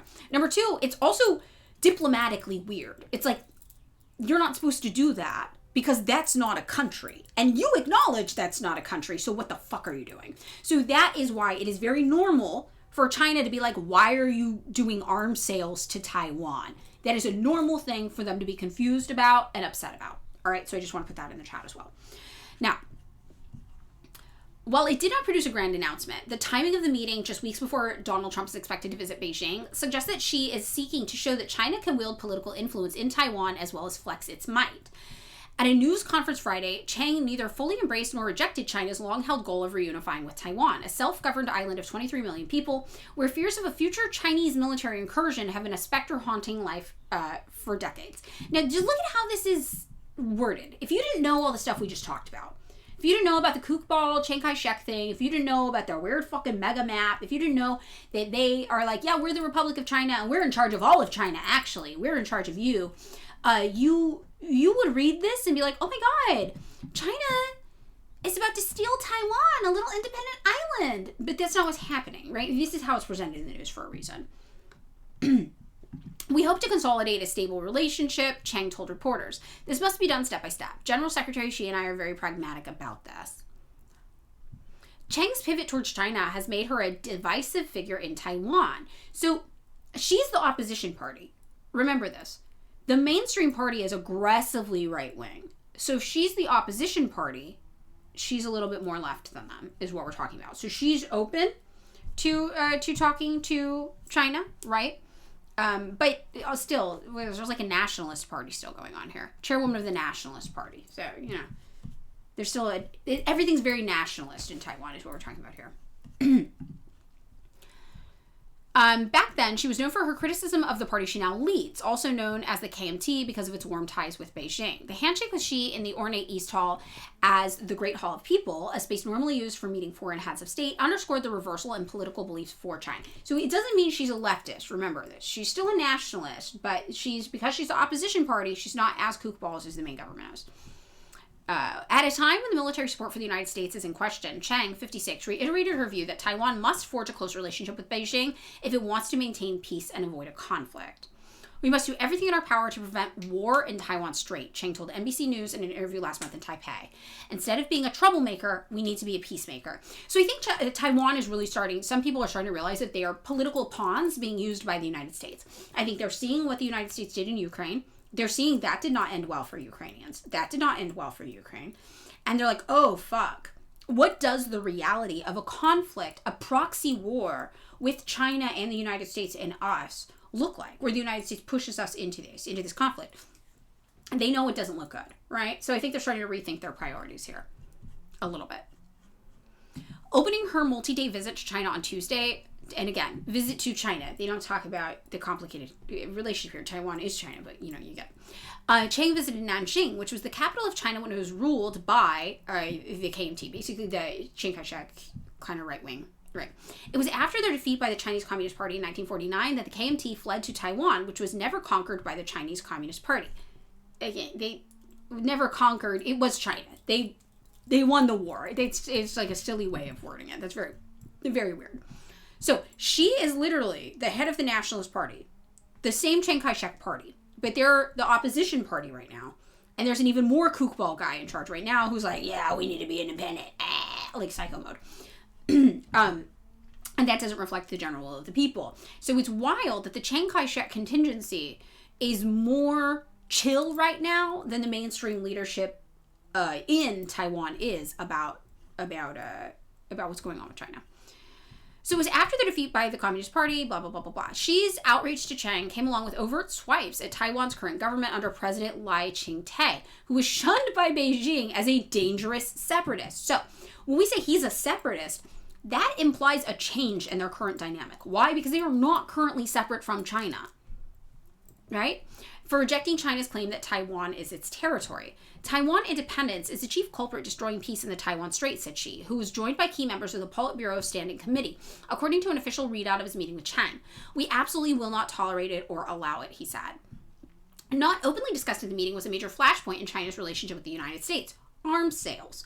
In Taiwan, Chang's opposition to Lai's proposed $40 billion increase in defense spending over the next 8 years has stalled approval of the government's budget. The delay could also jeopardize a $14 billion U.S. arms package that was already put on hold by the Trump administration to not irritate Xi before the May summit. As by NBC News, if U.S. arms sales to Taiwan came up in Chang's meeting with Xi, a KMT representative replied in a text message, "No." I would find that hard to believe. They probably did, but they're just not talking. Yeah, no, it's crazy that they're the less extreme leadership in China now. Literally, the Chiang Kai-shek party is the less extreme. That's how right-wing Taiwan is. That's how crazy right-wing Taiwan is. So they are slightly to the left of the sitting president on this issue, which is absolutely wild. Chang also avoided any public criticism of China, and official readouts suggest she did not raise concerns with Xi about the pressure of China's military drills around the island or regular incursions by the People Liberation Army fighter jets and drones. Again, incursions implying that it's its own sovereign territory, all this word. Instead, Chang told reporters she was grateful for Xi's hospitality and that she was impressed when he explained to her that one of the dishes chosen for lunch, sea clams and chicken broth, was the same dish served at the state banquet for President Richard Nixon during his historic visit to open relations with China in 1972. Their own meeting, she said, proves at a moment when the whole world is deeply pessimistic and when people dare not even hold expectations for cross-strait relations, that it is actually not as difficult as everyone imagined. Okay, so this is what's going on here. Now, this is the actual leader of Taiwan at the moment, and we're going to look at this too. So this guy's even more extreme. He wants to call for an immediate separatist kind of thing. Now remember, that only represents 4% of what the population of Taiwan wants. Only 4% of the population wants immediate independence, and this guy is one of those people. So it's actually like pretty disturbing, I think, for the average person in Taiwan. I think probably has a sense of cultural independence that's different from other areas of China. China has a lot of different ethnic groups within it. China has a lot of complex history. They have many autonomous self-governing regions. They have some autonomous self-governing regions for a reason, because people have different cultural experiences. So it's very, very understandable that people in Taiwan would feel the same way. Taiwan was also colonized by China, or by Japan. They were made Formosa, and they've had these unique experiences that have given them their own kind of cultural identity. So it makes sense that people there would want that unique cultural identity to be respected. Now, we know that in a framework of Marxist-Leninist leadership, it allows for that. It allows for the right to self-determination for oppressed people. And we really see that how China is engaging with Taiwan is based on that Leninist principle. You have been an oppressed people. You were colonized by Japan. You were forced to deal with Chiang Kai-shek for years. Can't imagine how fucked that is, right? That guy's a right-wing freak. So you can see that a lot of that comes, one, if it's practical, it's logistical. It's not practical for China to do a big show of force over Taiwan right now. But also, it violates their principles to do a big show of force. If they are treating Taiwan like an oppressed nation within its borders that's had a unique history and unique struggles, they would ideologically want to grant them that right to self-determination, right? HVAC business owner, thoughts on news I heard of China possibly mandating language standardization across state. I haven't seen that, but if you find the link and send it to the chat, we can take a look. So 56 ethnicities, right. So they do a good job of trying to kind of protect this and preserve this. So a lot of people in Taiwan do think of themselves as being Taiwanese. Also, their political history is it's crazy. Like, it's a kookball political history. It's absolutely wild. And if we go back to our analogy, imagine you grew up in the Florida Keys under the Confederacy, claiming that actually they won the war and they're in charge of everything, but they're only in charge of the Florida Keys. That's a crazy experience to grow up under, right? And you're hit with a lot of propaganda, you're hit with a lot of weird misinformation, because it's not reality. They're like living in a political delusion, and have been for like almost 100 years, which is very, very unique. And because of that, they do have a strong sense of individual cultural identity, but as statistics showed, only 4% of them want to immediately become their own country. So that is not something that is compatible necessarily with the average person in Taiwan's understanding of who they are, how they relate to China, and where they would like to be seen. Imagine 3,000 years of Florida history. Yeah. The Taiwanese people wanting to be part of, I can show you the poll again. I can show you. It's not hard to find. I've got it here. So here is, they keep this college, this university, basically election study center, not a college, it's a study center. They have kept track of this since 1994 up to 2025, how people feel. So the people who want independence as soon as possible, it's this black symbol here, this is them. It's 4.4% of the island. Most people want to maintain the status quo and either never change it or just figure it out later, which is where they're technically a part of China, but they have a lot of self-governance. They have their own little local government. So that's kind of what most people would prefer. The third is to maintain the status quo for now and maybe think about independence in the future. That's kind of it. But all three of the top is maintain status quo.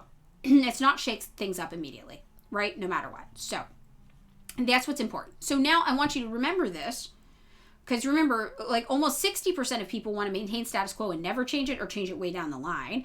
80%, almost 90% of people want to maintain status quo and maybe move towards independence in the future or not do anything or be like this forever.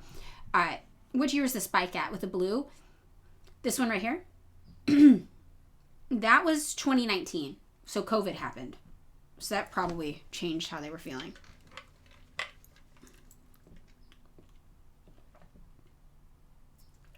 Yeah.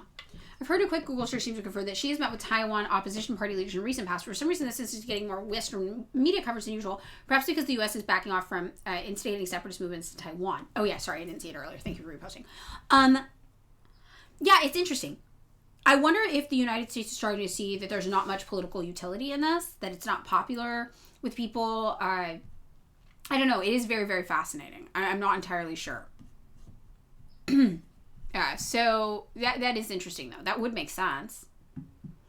Now, let's take a look at this guy now. So keeping in mind this, how 4% of people want immediate independence. Now look at Taiwan's president, right? And remember, he does not think he's just president. Does he? He still claims that he's president of the ROC, of the entire, all of China, right? Have we ever seen this guy actually talk about this? Himself? Oops. I'd be very curious to see what this guy has to say about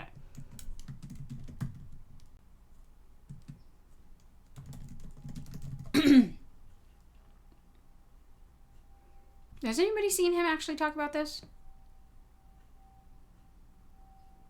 Yeah, that's the official government position. I'm wondering...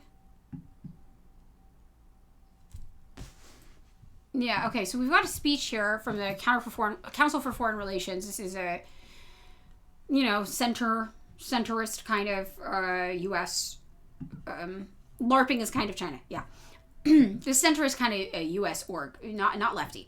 So reading Lai Ching-te's National Day speech and its implications for cross-state relations. This is interesting to me. Now, this is a couple years old. I just want to get a sense of this guy and how he talks about it. So he's marking the National Day of the Republic of China, ROC, right, as opposed to the PRC. And that's what Taiwan is formally known as, but that's also that map we looked at. Remember the psycho map? If anybody's new, I can pull up the psycho map again. Here's the psycho map again. Blue is what's currently China. The black outlined whole area is what Taiwan says the Republic of China, which they are, is. They say they're all in this black outlined area. So, the Double 10 speech, as it's colloquially referred to, is seen as second only to the inaugural address in importance for sending signals and conveying Taiwan's intent on cross-strait relations. Lai's speech demonstrated restraint, refraining from breaking new ground, repeating well-known positions, vowing to uphold the status quo, and extending goodwill to China. In tone, it was more measured than his inaugural address with fewer direct criticisms of China. Do you guys hear Fork? She's yelling about something, I don't know. So what he said, he called for political unity, okay. Lai mentioned the Republic of China, ROC, a way of acknowledging a one China framework 11 times.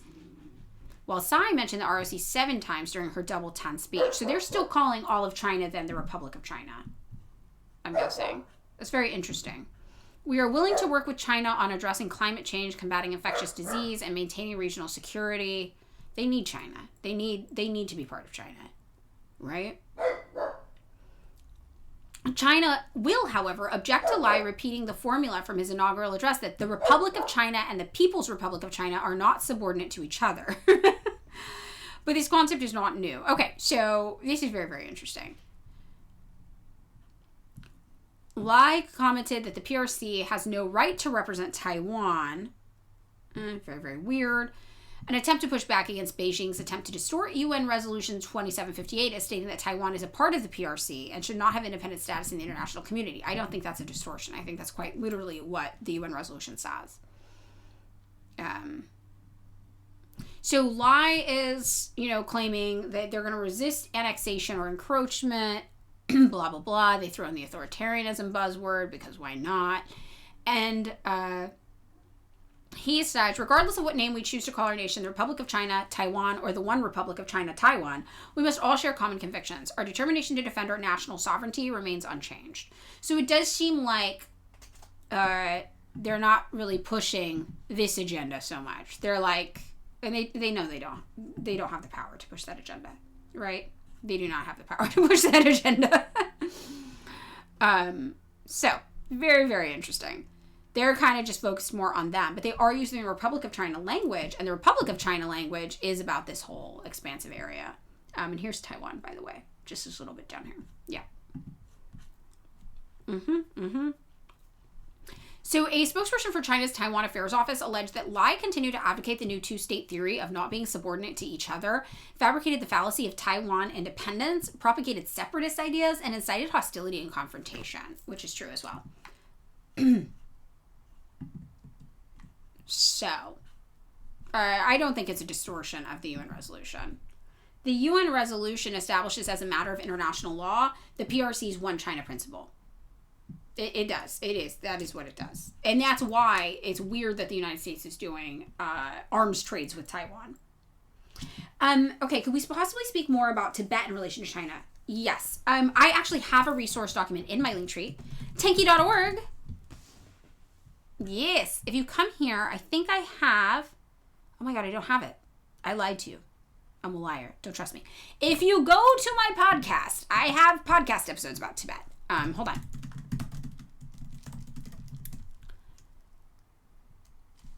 The first links are Spotify. Sorry. Right here.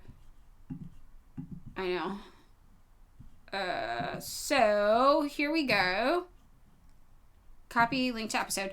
This is part 1 of the Tibet episode, and any of my podcast episodes, if you scroll down, there's all the sources are in here for you guys. They're all in here. So some of these didn't post as links, but these should be links as well. Okay.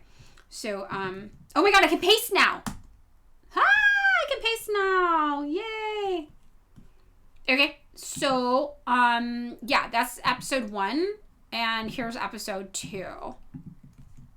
All right. They're very thorough, and they have a lot of sources that you can check out for more for Tibet. But basically, it's a similar-ish situation, kind of. Not really. They had their own government system that was very, very corrupt and very, very right-wing.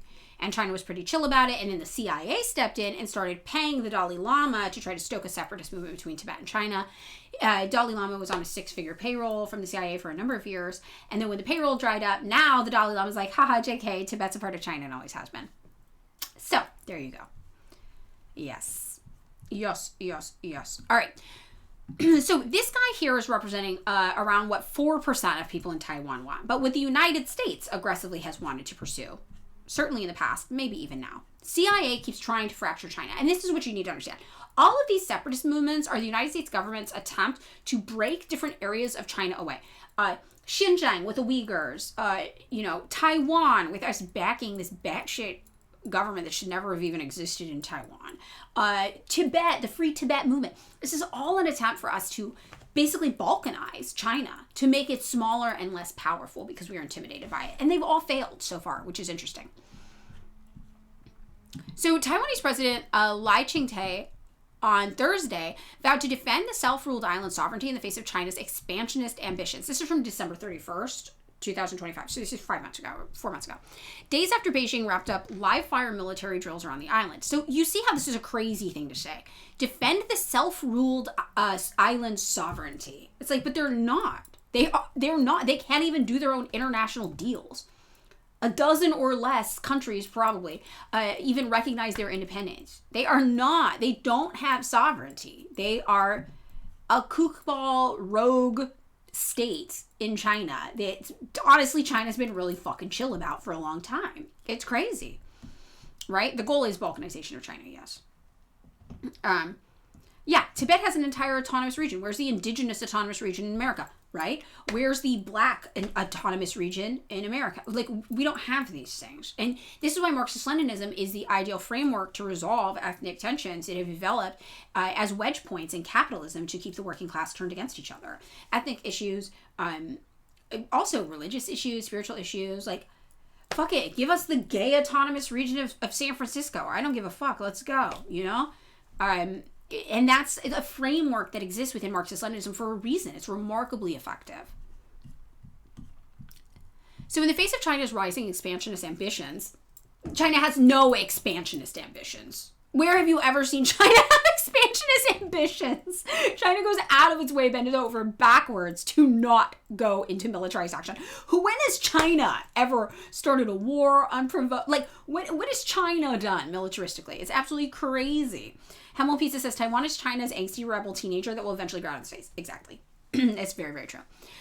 So this is just a crazy thing to say. China's not bothering anybody, all right? So Lai says, as president, my stance has always been clear: to firmly safeguard national sovereignty, strengthen national defense and the resilience of the whole society, and comprehensively construct an effective deterrence and democratic defense mechanism. Again, 4% of the population wants to be independent from China immediately. Lai's comments came days after China wrapped up live-fire drills around Taiwan featuring rocket launches, aircrafts, and warships. We are trying to paint China as being very, very militaristic. They are not. They're just conducting military experiments in their territory. Not experiments, tests, sorry. Beijing can express anger at a planned U.S. arms sale to Taiwan. Yes, because legally, the arms sales would have to go through China because Taiwan is not its own country. As well as comments by Japan's new leader that Tokyo could intervene in the event of a Chinese attack on Taiwan. Japan stays being fucking weird to China. Japan should never get a say in anything that happens in China ever again. Japan previously colonized Taiwan. It was Formosa under them. Japan did horrible things to the people of China. The rape of Nanking remains the most disturbing thing I've ever heard about in the history of my life. Like, it is absolutely wild and very, very, very offensive that Japan is like, yeah, we'll get involved. Fuck you, China. Again, it's like, Jesus fucking Christ. You are an abuser. You are a stalker. Leave China alone. It's absolutely crazy. First Time Chatter says, I would like to argue that China is using industrial oversupply to outbid foreign competition. That could be true. I don't think that's a bad argument. So the planned U.S. arms sale, valued at more than $11 billion, is the country's largest so far to Taiwan. It includes missiles, drones, artillery systems, and military software. The United States is obligated by its own laws to provide Taiwan with the means to defend itself. This is the laws we passed, where we were like, nah, we make our own laws, haha, we're always going to give weapons to Taiwan. It's fucking weird we did that. Why did we pass that law? That is fucking strange, right? Very, very weird that that's even happening. China claims the self-governing island as its own territory, because it is. The self-governing island also claims all of China as its territory and threatens to annex it by force if necessary. It doesn't need to be annexed. It already is a part of China. But okay. Chinese leader Xi Jinping on Wednesday reiterated those threats in his own televised New Year's address, calling an eventual annexation unstoppable. Yes, they will reunify. Yes. Notice annexation's not in quotes. Unstoppable is. Right? Yeah. So how can the region be annexed but also be, wanting its independence? When you say it wants its independence, that implies that it's a part of China and it wants to break away. When you say it's getting annexed, that implies that it's not a part of China and it's being taken over. How can both of these things be true at once? This is the doublespeak that Western media is doing about Taiwan and China. They will use whichever when it is convenient. Taiwan is independent. They're trying to annex it. Oh my God. Okay. Taiwan is a part of China. They want a separatist movement. They want to break away. They want to be their own country. Okay. How are both of those things true at once? Right? And this is, it's a political utility. It's whatever's most useful politically in the moment is how it is presented. Wording here is so liberal. Exactly. Very liberal wording. So Taiwan last year announced a special $40 billion budget for arms purchases, including to build an air defense system with high-level detection and interception capabilities called the Taiwan Dome. Sound familiar? Anybody? They're building their own Israel. The budget will be allocated over 8 years from 2026 to 2033 and comes after Lai already pledged to raise defense spending to 5% of the island's GDP as part of his strategy amid China's threats of invasion. You can't invade your own country. Okay. Facing China's serious military ambitions, Taiwan has no time left to wait, Lai said. So, if you were just reading this, an average person with no understanding of what is going on, you would literally think Taiwan was probably its own country, maybe, at threat of being taken over by big bad scary China. Very militaristic China, despite China never doing anything militaristically. Also, this is like this thing. I want to see if I can find any data on this.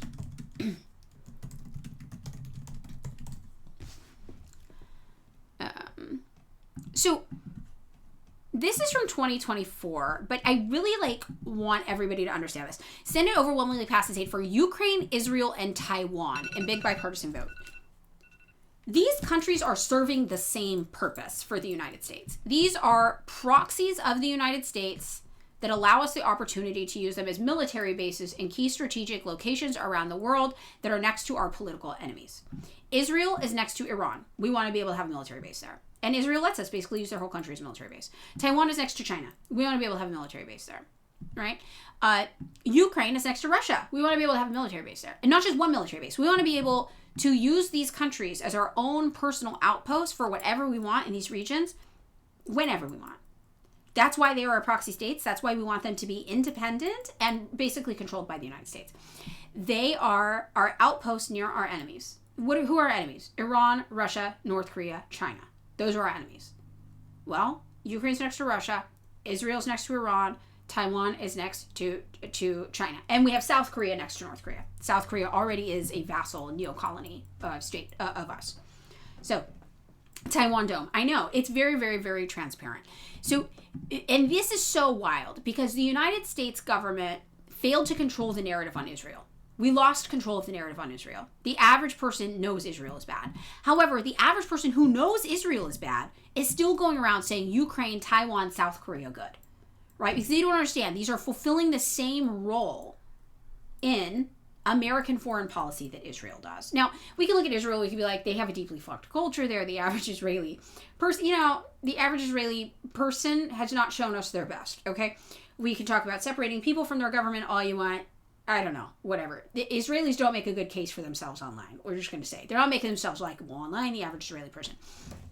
Ukraine, Taiwan, we don't see so much of that, right? South Korea don't see so much of that. In fact, in South Korea, we see the people there viciously and brutally critiquing capitalism all the time, critiquing patriarchy, critiquing what capitalism has done to them all the time. So we see them actually hating capitalism in South Korea quite a bit. So it's maybe a little easier to hate Israel is my point. It's easier to hate Israel because Israel gets on the internet. The average Israeli gets on the internet and it's just like, I'm evil. Fuck you. And so it's like easy. Now, if you have left-wing politics, though, you will encounter this, especially from nationalist Ukrainians. I encounter that energy from nationalist Ukrainians all the time, constantly. But the average American doesn't. The average American isn't getting sexual assault threats, death threats from Ukrainian nationalists, Ukrainian Nazis, like I am. I do get those. That is the thing that I get. Oh, hey, Virgo, welcome back. But what is important to remember is that while the people from these countries present themselves in all sorts of different ways, have different relations with their government, the relationship the United States government wants to have with their countries, with their government, is the same. These function as the same entity for the United States. And that's what's important to remember. So that, as well as South Korea. And you'll see that this news about these three countries in particular often comes together a lot of the time. We're doing aid packages for them together. Why? Because they have the same interest for us in terms of foreign policy and diplomacy. This stuff is all important for us. They vote similarly to how we vote. When you look at UN voting records, like what's I'm trying to find one. I don't think that Taiwan can vote though in the UN on its own because it's not recognized as its own country, right?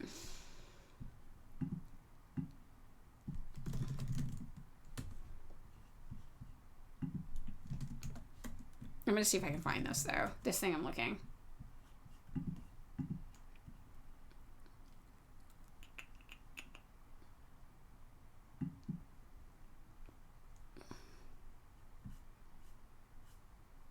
I'm trying to find this, and I can't. There was this, recent polling or voting thing that happened, and all of the countries that were on the bad side of it were Ukraine, Taiwan, not Taiwan because they couldn't vote, but all of these kind of places together, but I can't find it anymore. So maybe we lost that. But yeah, the point of all of this is to understand that there are certain countries that exist as right-wing proxy states of the U.S. government, right?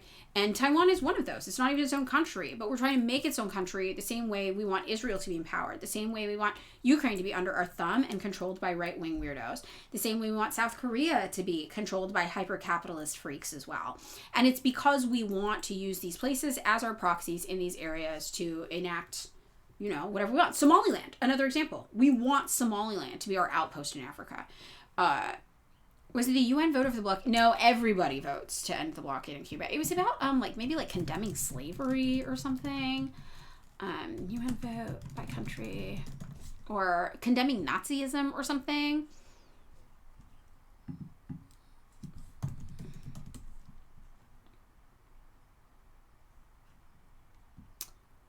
I'm looking for it and I can't find it. Reparations, maybe? Was it reparations? So this is one to combat the glorification of Nazism. A draft combating the glorification of Nazism. So anything red, they voted against it. Malta, that cracks me up. Malta's got a hell of a past. But yeah, Ukraine voted against it. The United States voted against it, right? They were like, no, we should not condemn Nazi glorification, right? I'm very interested in how South Korea voted on this. Korea. ROK, where are you? Republic of Korea abstained, right? So this is what's going on here, right? Australia has been our ally in all sorts of fucked up shit. Australians are just as propagandized about the DPRK, for example, as the United States is, because they were our allies in that. Meanwhile, DPRK is like, fuck yeah, condemn that shit. On the right side of history, right? Russia's like, fuck yeah, condemn that shit. Fuck it. And that's funny, because the Ukrainian nationalists will tell you, well, Russia has a problem with Nazis. Yes, and their government doesn't run off of that, though. You know what I mean? Every place with white people has a problem with Nazis. The United States has a problem with Nazis. There are Nazis in the Russian government. Yes, there are Nazis in the American government. But their government does not have a stated policy of promoting Nazi ideology, which is what's happening in Ukraine. And they don't understand the difference between that, you know? Spain also voted against it. Problematic fave Spain coming in for the fail. Okay. This was a recent one. Cyprus didn't want to create a hierarchy of crimes by taking accountability? What's this one? Okay, yeah. UN calls for reparations to remedy the historical wrongs of trafficking enslaved Africans. Yes. Do we have a little map or a list? The vote in the 193 was 123 to 3 with 52 abstentions. Argentina, Israel, and the United States were the 3 members voting against the revolution.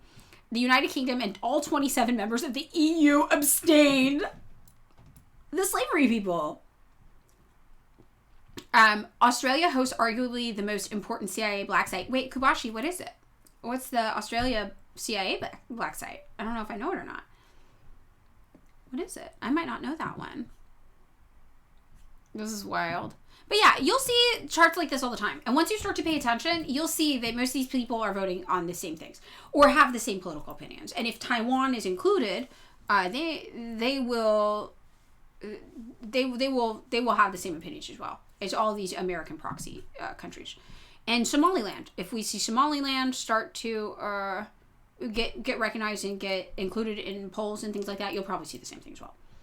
Most of the NATO countries were with us in Iraq and Afghanistan. Yes, we were just the face of the media. Can't pass up the chance for training. It only costs insurgent lives and those aren't real people. Exactly. Yep. Yeah, all of this. So, boy, for some Australian context, they're deep involved in war crimes in Iraq. Yes. Okay. Australia is virtually unaccountable terror state when the U.S. I know about this from a lot of our war stuff, for sure. I do know. I'm like, oh, and Australia's there. They showed up. Okay, of course they did. They're always fucking showing up. So if you're studying anything the United States has done militaristically, Australia will show up to help us all the time. I do know that. It's very, very wild. Anyway, so yes, this whole situation with Taiwan, the United States would love for Taiwan to be its own country. Because we would love to have another Israel, but in that region, another South Korea, another Ukraine now. Ukraine didn't start off being that for us. We stole that real fast. We made that happen. Starting in 2004. We were like, we can make this happen for us. That's what we're trying to do to Taiwan. We're trying to do the exact same thing. So, link about the China National Common Language, HVAC business owner. Let's take a look. NPC Observer. What is the source on this? Okay. On December 27th, China's National Legislature, the NPC Standing Committee, approved a revision to the 2000 law on the standard spoken and written Chinese language. National Common Language, and mandates its use across a variety of settings. When was this from? 2025 it says. Okay. The main task for its ethnic work and other initiatives in areas with large ethnic minority populations, cultivating a deep fivefold identification with the motherland, the Chinese nation, the Chinese culture, the party, and socialism among all ethnicities. And the key to such identification is common language, for the comprehensive efforts to popularize the standard spoken and written Chinese language and the use of unified state-compiled textbooks so as to facilitate shared psyche and future communication. Does this say that it's going to ban smaller languages, though? NPC Observer. Now. The law's core substantial provisions define the national common language, outline the settings in which it must be used, and any applicable exceptions, and specify enforcement mechanisms. We summarize these provisions below. National common language. Given this definition, the following languages and forms are therefore non-standard under the law. Foreign language, law dialects, variant characters. Ethnic minority language. A formal matter subjects the use of minority language to a separate legal regime under the relevant provisions of the Constitution. Oh, so, okay. So, look, I think that this is actually really, really wild. Because what this actually is saying is that, okay, China has been around for a really, really, really long time. And they have a bunch of dialects developed and different ways that they write characters and things like that. They're trying to standardize their language. But all of the minority languages, other languages, they get separated separately under the Constitution as regional ethnic autonomy law. So they're not included in this. So I think this is just white people trying to make this sound scary. So this is literally them just trying to like standardize their alphabet, it looks like, from what I can see. and make sure that dialects are all like kind of shaped into one. They're trying to make like the Chinese language one language, but that doesn't have anything to do with people being able to speak their other languages. You know? Because I think this seems fine. And then they're like, well, the Constitution does actually protect minority languages under the regional ethnic autonomy law. So I think this is a nothing burger, you know? But that isn't, I could see people really trying to turn that into something. And here's the section. This is from the Chinese website. Their Law of the People's Republic of China on Regional Ethnic Autonomy. So let's read this really fast before we go. The People's Republic of China is a unified multi-ethnic state founded by the Chinese people of all ethnic groups. Regional ethnic autonomy is the basic policy adopted by the Communist Party of China for the solution of the ethnic issue in China through its application of Marxist-Leninism.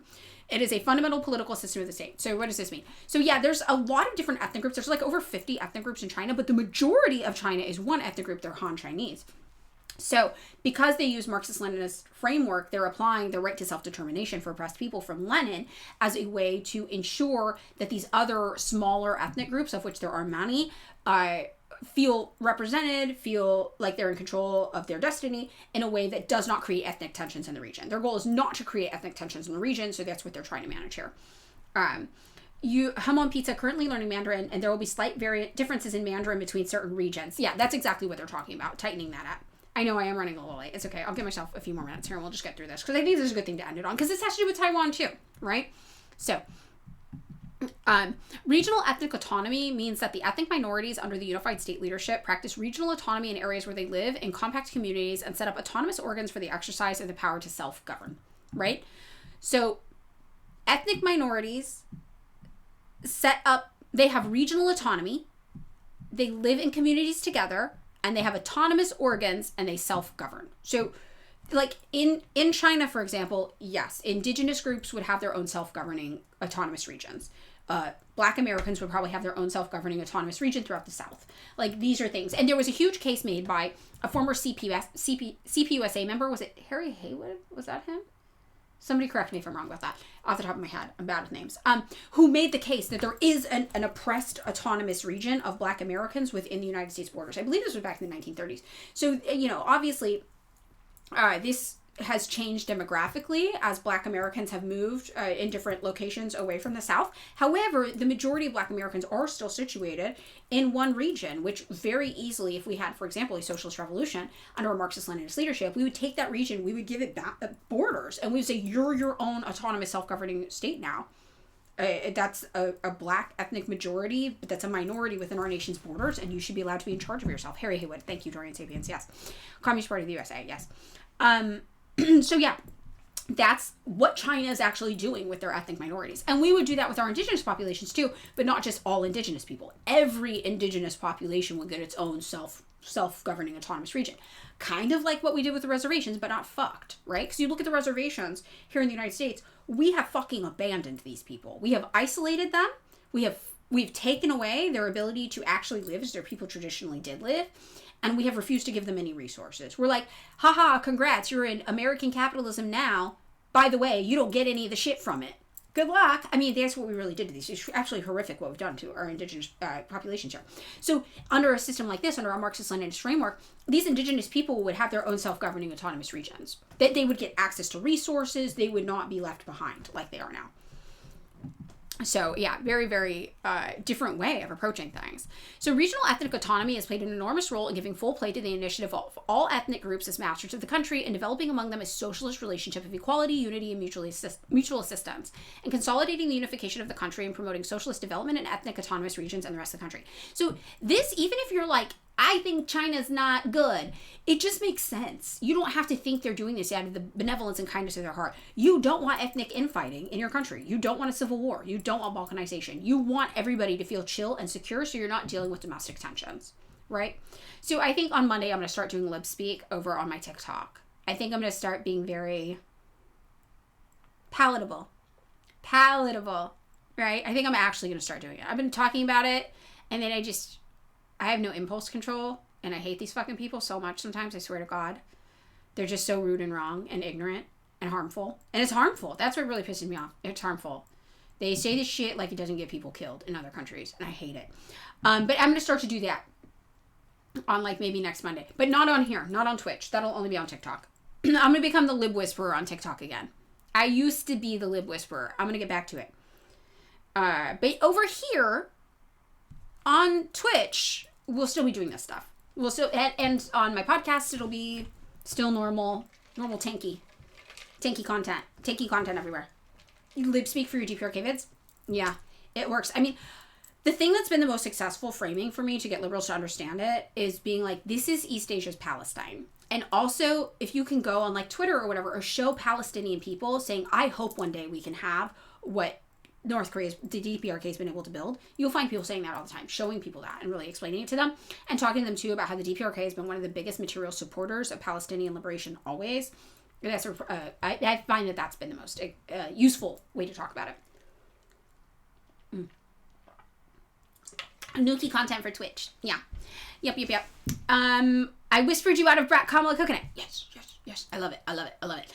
Okay, so yeah, I think that it's important to remember that this framework that Marxist-Leninism provides us for how to deal with these issues, it's not only ethical, and it is ethical. It is ethical. It is moral. It is the right thing to do. When there are groups of people who have been oppressed, have been marginalized by usually capitalist owning classes who seek to drive that wedge between us, to keep us from banding together, to exacerbate tensions.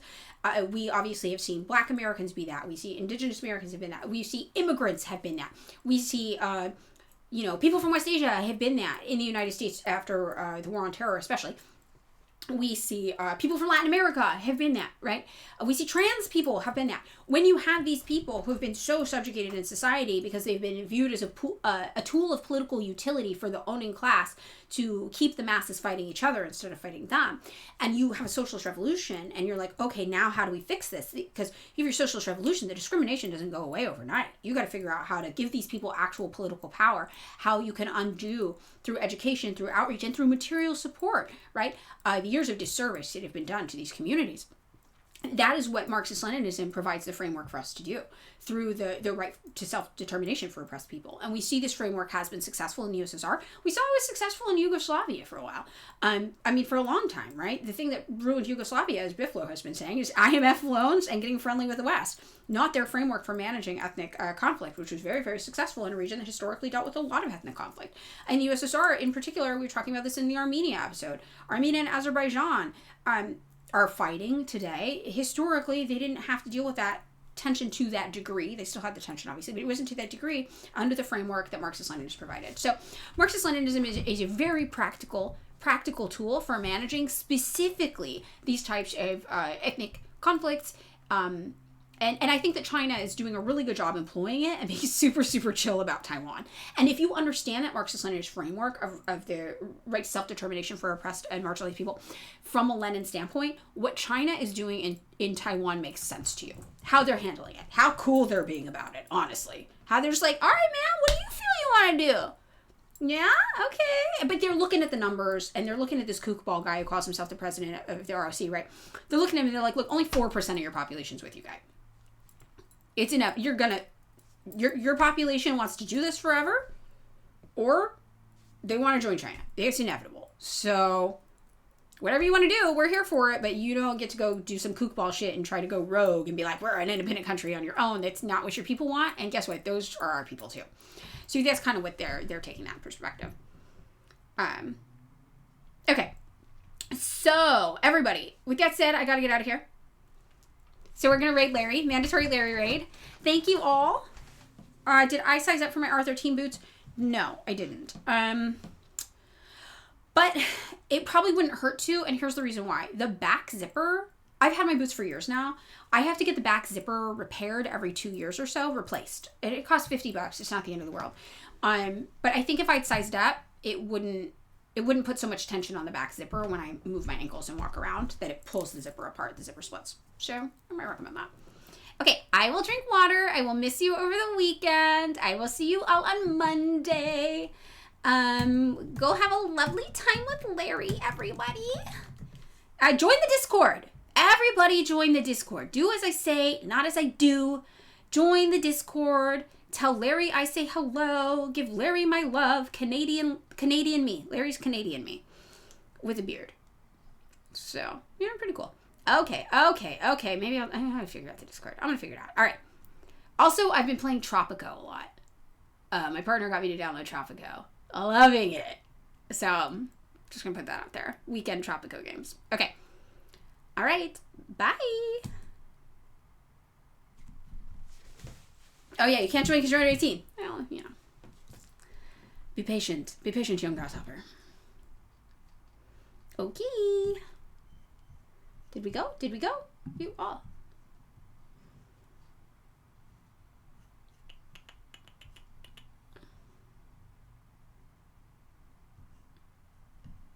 Rating now.